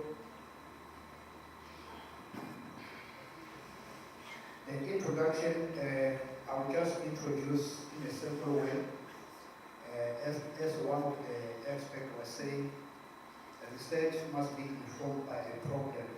Anything that we are investigating, if there is no problem, then why do we research that? That is why on the introduction I say the purpose of this paper is to compare these two systems. When we talk about the two systems, we talk about the spoil system and the merit system. I'll explain what I mean for those who don't understand that. And we need to, again, is to analyze the impacts, their impact on government efficiency, public service quality, and political stability, and to explore the challenge associated with employment practice in the public sector. That is it. And again, ladies and gentlemen, there is a tension between political patronage, which is a spoil system, and the merit system around the government. At this stage, this tension raised the question about which system is better to ensure effective governance and accountability and equitable service delivery. So now let me just give a brief on the definition of what we mean when we say a spoil system or a merit system. Now when we talk about a spoil system, some they call it a patronage, which implies that it's a political party that is victorious in election.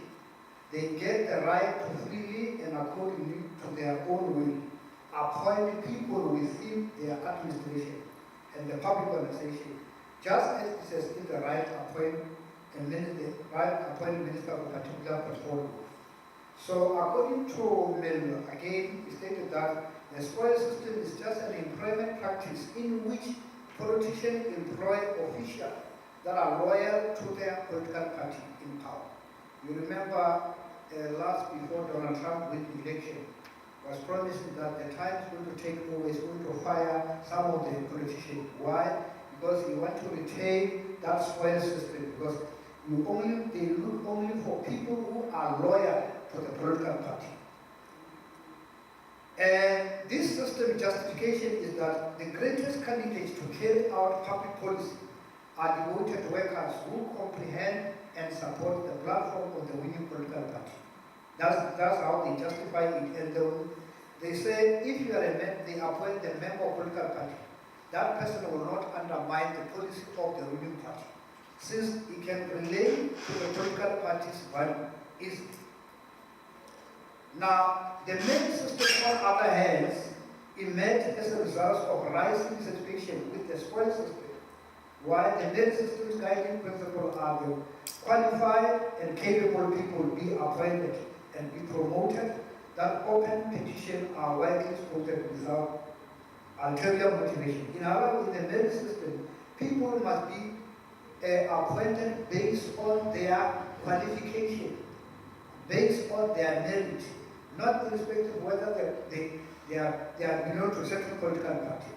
So in other words, the merit system represents a professionalized, competency-driven type of governance, whereas a spoil system represents political, loyalty-driven.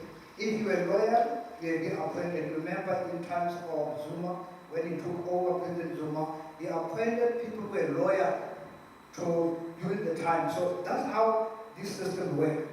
Now, the argument with this system is that we just want to find out which system works better for governments in terms of service delivery. That's what we're looking for.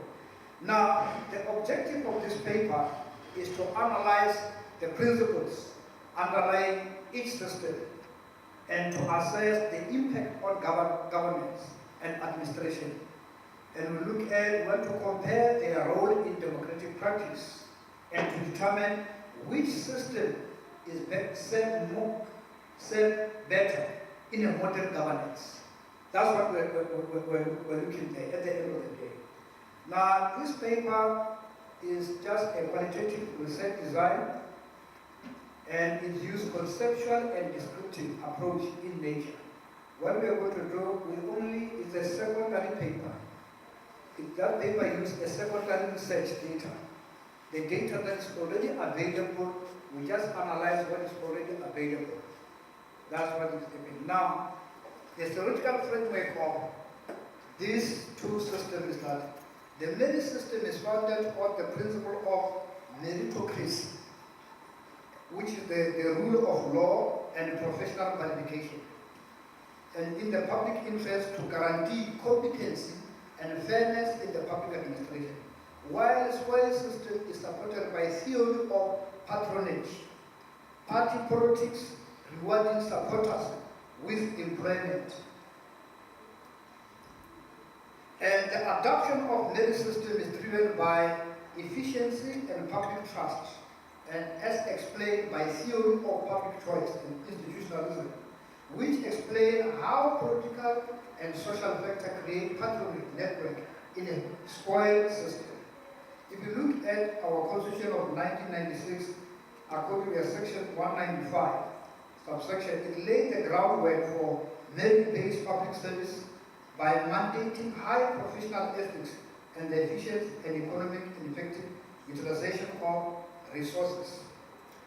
Public Service Act of 1994 and the White Paper again of Batopel were implemented to establish the merit-based recruited and performance management system. Now here we bring the comparative analysis of the spoil system and the merit system. If you look in terms of base of employment, the spoil system, as we say, political loyalty and patronage. And the merit system is only based on qualification and competence. In terms of stability, you see that there is a law job change after election. Because if you are faithful to a political party, when another political party wins, you have to leave, the other one will come. But in terms of merit system, the public service value the law. Again, in terms of efficiency, there is a law, often law, due to unqualified staff. Because most of people who were loyal for the party, we find that they are not qualified. But in terms of merit system, there is a high and due to skilled professional people. So these are the, in terms of corruption, you look at spoil system, corruption is too high. And you go to merit system, corruption is lower. Why? Because that's why what we explained today now. In democratic implication, reward supporters, but they undermine, spoil system undermine fairness. And the merit system ensure equal opportunity in the public interest. Now, what are the impact of spoil and merit system? These two systems, therefore, impacting governance in the public administration. Now, the spoil system, which is motivated more by politician allegiance than by merit, has detrimental effect on South African governance by encouraging most corruption, reducing accountability, compromising the provision of public service, which results in inefficiency and general population and unhappiness. We can see, like, let's take for example, what Zondo Commission that has taken. Many people have been investigated, but in terms of accountability, after that we don't hear more anything more. These people now, if they perform this, they must not accountable. Why? It's not going to be easy because of that spoil system where you respect the member of political parties. Important problem include again on political, there is a political making in administrative procedure. There is a lack of sanction for wrongdoing, inadequate supervision system, the preference for political connection over the knowledge of all which impede development and objective and fuel financial mismatch in a local government. We can take just what happened in the current events in terms of the Minister of Police, instead of being fired, but he was be given a leave. Because now, it's not going to be easy in terms of spoil system to fire the person, because maybe that person has got something loyal to the political party. So it becomes a challenge in terms of the spoil system. And political factors such as the ANC, with the catered deployment policy, we know, which prioritize party allegiance above the talent, commonly impede the implementation of merit based on hiring the South African public sector. And again, scholarly like Zulu claim that the ANC catered deployment program has exacerbated a number of governance problems, especially at the local government level, such as corruption, inefficiency, and poor management. Implementing merit hiring in South Africa is made more difficult by a requirement to strike a compromise between these principles and affirmative action law intended to rectify historical injustice of apartheid, according to Hayden.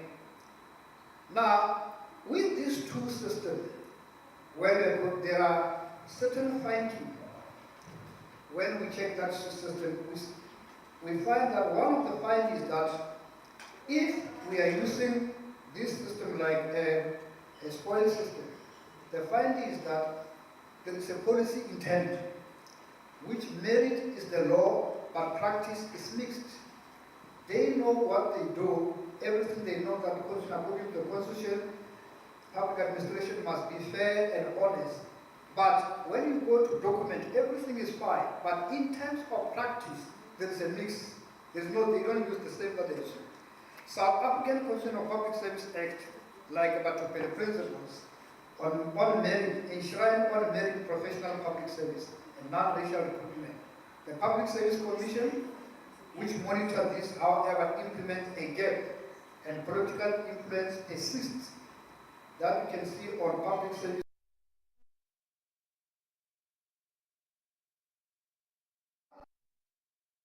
Within that is that the catered employment, and which is political appointments, have been linked to weekend service delivery and corruption most of the times.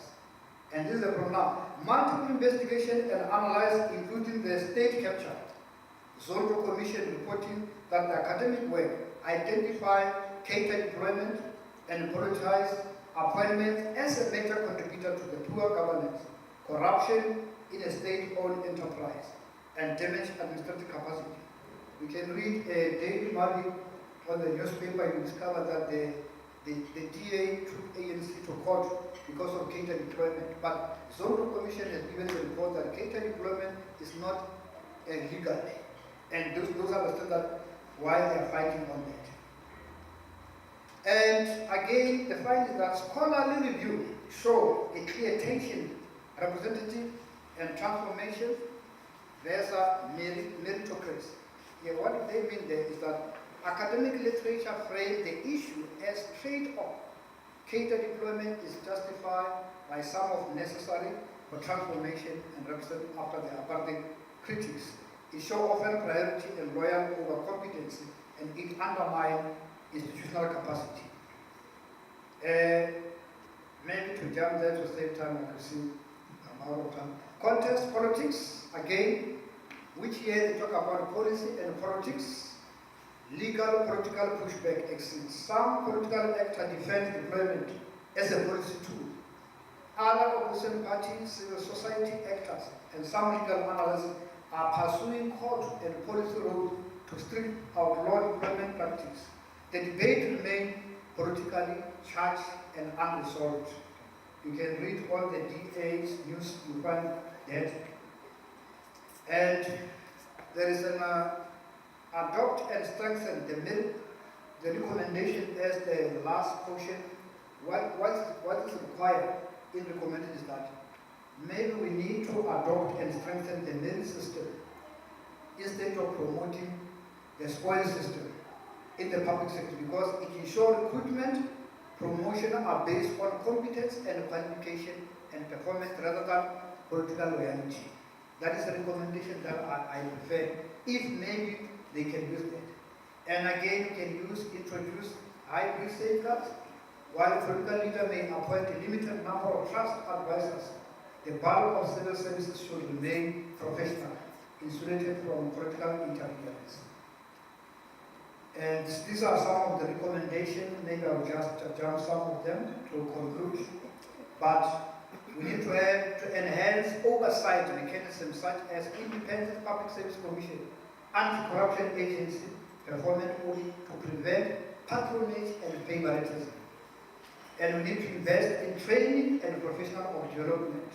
And we need to encourage transparency and accountability by making hiring and promotion process open, competitive, and subject to public decision.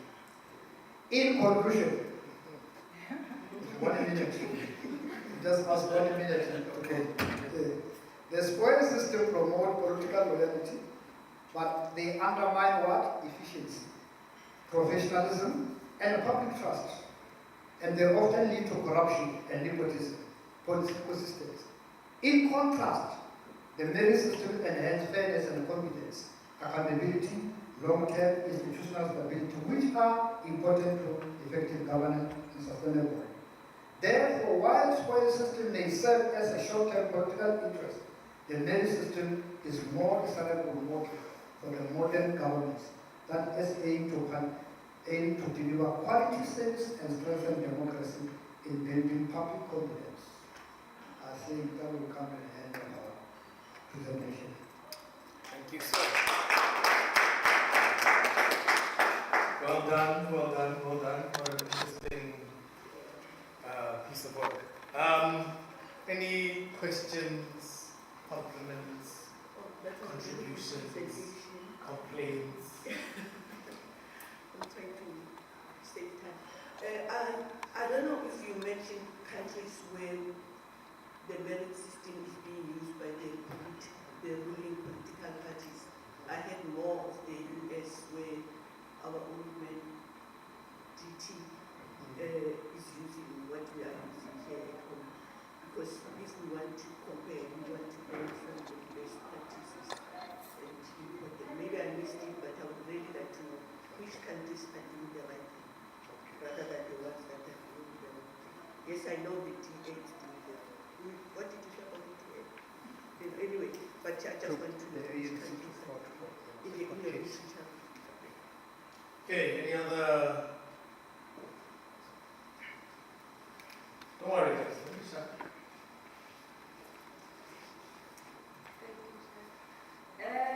This is our day-to-day life. And I'm just wondering, what is the role of the public or the citizens in the whole system? The reason why I'm asking this is that sometimes, not always, sometimes I feel like as the citizens, some of the challenges are there or they continue to exist because the citizens are the enablers. If the citizens can be empowered and be capacitated to understand that you've got the power to change things, I think we can become a better citizens. But I don't think we all understand the power that we have as the citizens. We always depend or leave everything in the hands of those who are the decision makers, even though we are aware that those decisions are not taking the country anywhere. Any other questions, comments, contributions, complaints? None? Prof, you sure? Okay, no, that's fine. It's fine. Let me abuse my powers, right? As chair, I think it's a very interesting paper. Though I would be careful because at the end somebody can then say that you were very biased. And in the word, when I want to say bias is in the sense that you're using cadre deployment, which is a very ANC thing, you might be seen as you're leading over to DA. So I would have much more examples from other political parties, also mention other countries that are using merit as a way of employing people. Another thing is that for you to define which positions you are talking about.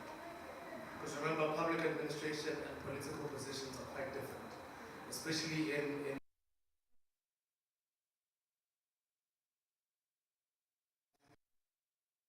public administrator and a political appointment. So maybe you might look at DGs that have been put in because of spoiled.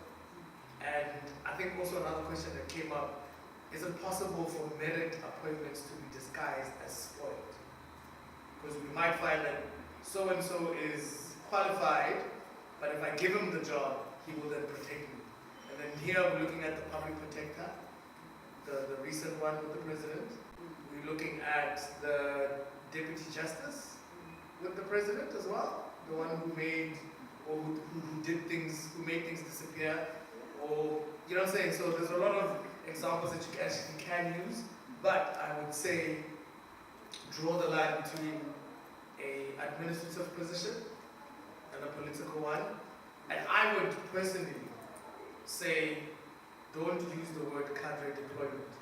Rather use merit or spoiled throughout the document, because then it seems like you are leaning over to the blue side there. Because you say DA is doing it correctly while there's ministers who only have matric. Things are questionable there as well. So I think be fair, balance it. Any other comments or questions? The slides are blue, yes.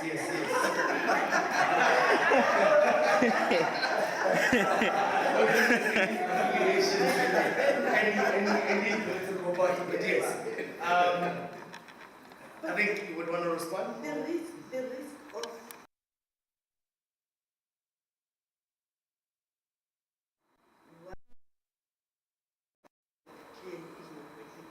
because if you put people without merit that are not able to deliver on your very mandate, but you risk it, but you put them anyway. I don't understand, because you want to look good. So put people who can deliver on your mandate. I know that there's always that question, but you really want somebody who say, I've delivered on what you want to achieve. Therefore, I can come back to run the country. All right. Mr. Owe, I want to add that last question. Why do these political parties use the spoiled system instead of the merit system? Why do they use the spoiled system instead of the merit system? Because now it comes back, there's no service delivery, you lose voters. But you can respond to... I think if you read my slides, it's where I say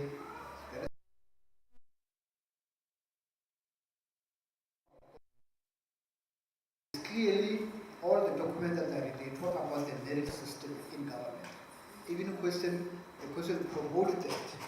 Then I say something, I say, in practice, there is nothing like that. But in the document, everything is fine. That's what we are facing now in government. So what we do, the reason why people prefer a spoil system is because you are rewarding people who are loyal during political election, during the election. So, and with a spoil system, the people who that you put in government, they are easily, you can control, you can take over, because they will follow, they won't give you tough time. Like appointing an expert who's married but is not a member of the political party. Tomorrow can sabotage the political party. That is the reason why we see the problem emanating. And on the other side, thank you for the contribution I had from my sister in terms of the citizen, because most of the time we talk about political party, but we don't mention all the citizen. What is the role of the citizen? I think maybe it's the part that maybe I need to add on that. And thank you again on the chairperson. You talk about biased. It looks like therefore in terms of paper we need to put the balance. And thank you for that comment. It's very important maybe to get on that. I think those are the things. Thank you very much. All right. Okay. I saw a hand. Do you guys have the time? Can I borrow another 5 minutes? Can I borrow another 5 minutes? Okay, I'll start that side. But gentlemen, make it quick. 10 seconds. If it's a comment, do it. Question. Just a comment. In the truest sense of the word, this whole thing of the connection between the party, the deployment, if you can check, it's administrators who are actually messing up the system. And it's innocent administrators coming from school, but they are influenced by the political power. If we look at, in the truest sense of the word,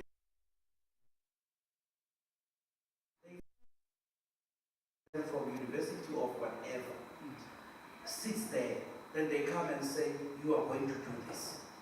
And the person knows that if you don't do that, your job will go, or something will happen to you. So the issue that the lady was raising there, that they keep on sending the same people who are doing the wrong jobs, is not necessarily that. Maybe we need to look at the fact that it's the ones who are at the higher up of the hierarchy who are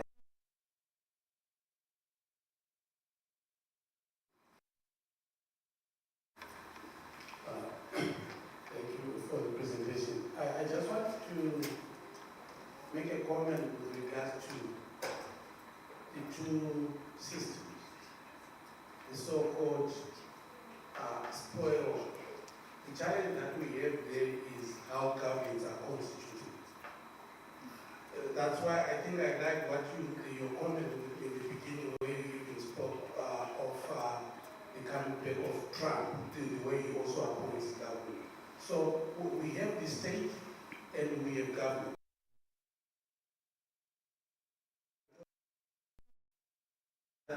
Depending again on the, like for example, winner takes all. Then you have a situation where the party that has won will have to form a government.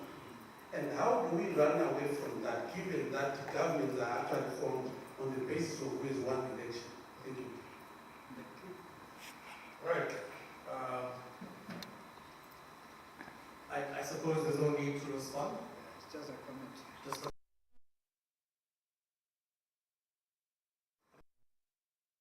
close to yourself. And then also another round of applause to the speakers. Thank you very much. And then another round of applause to me. I'd like to thank myself. Thank you very much, ladies and gentlemen. That was our last speaker. I think we meet again in probably 2 hours and a few minutes for the gala dinner, which would take place here.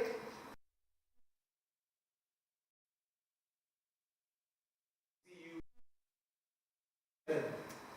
1900 hours for the gala dinner.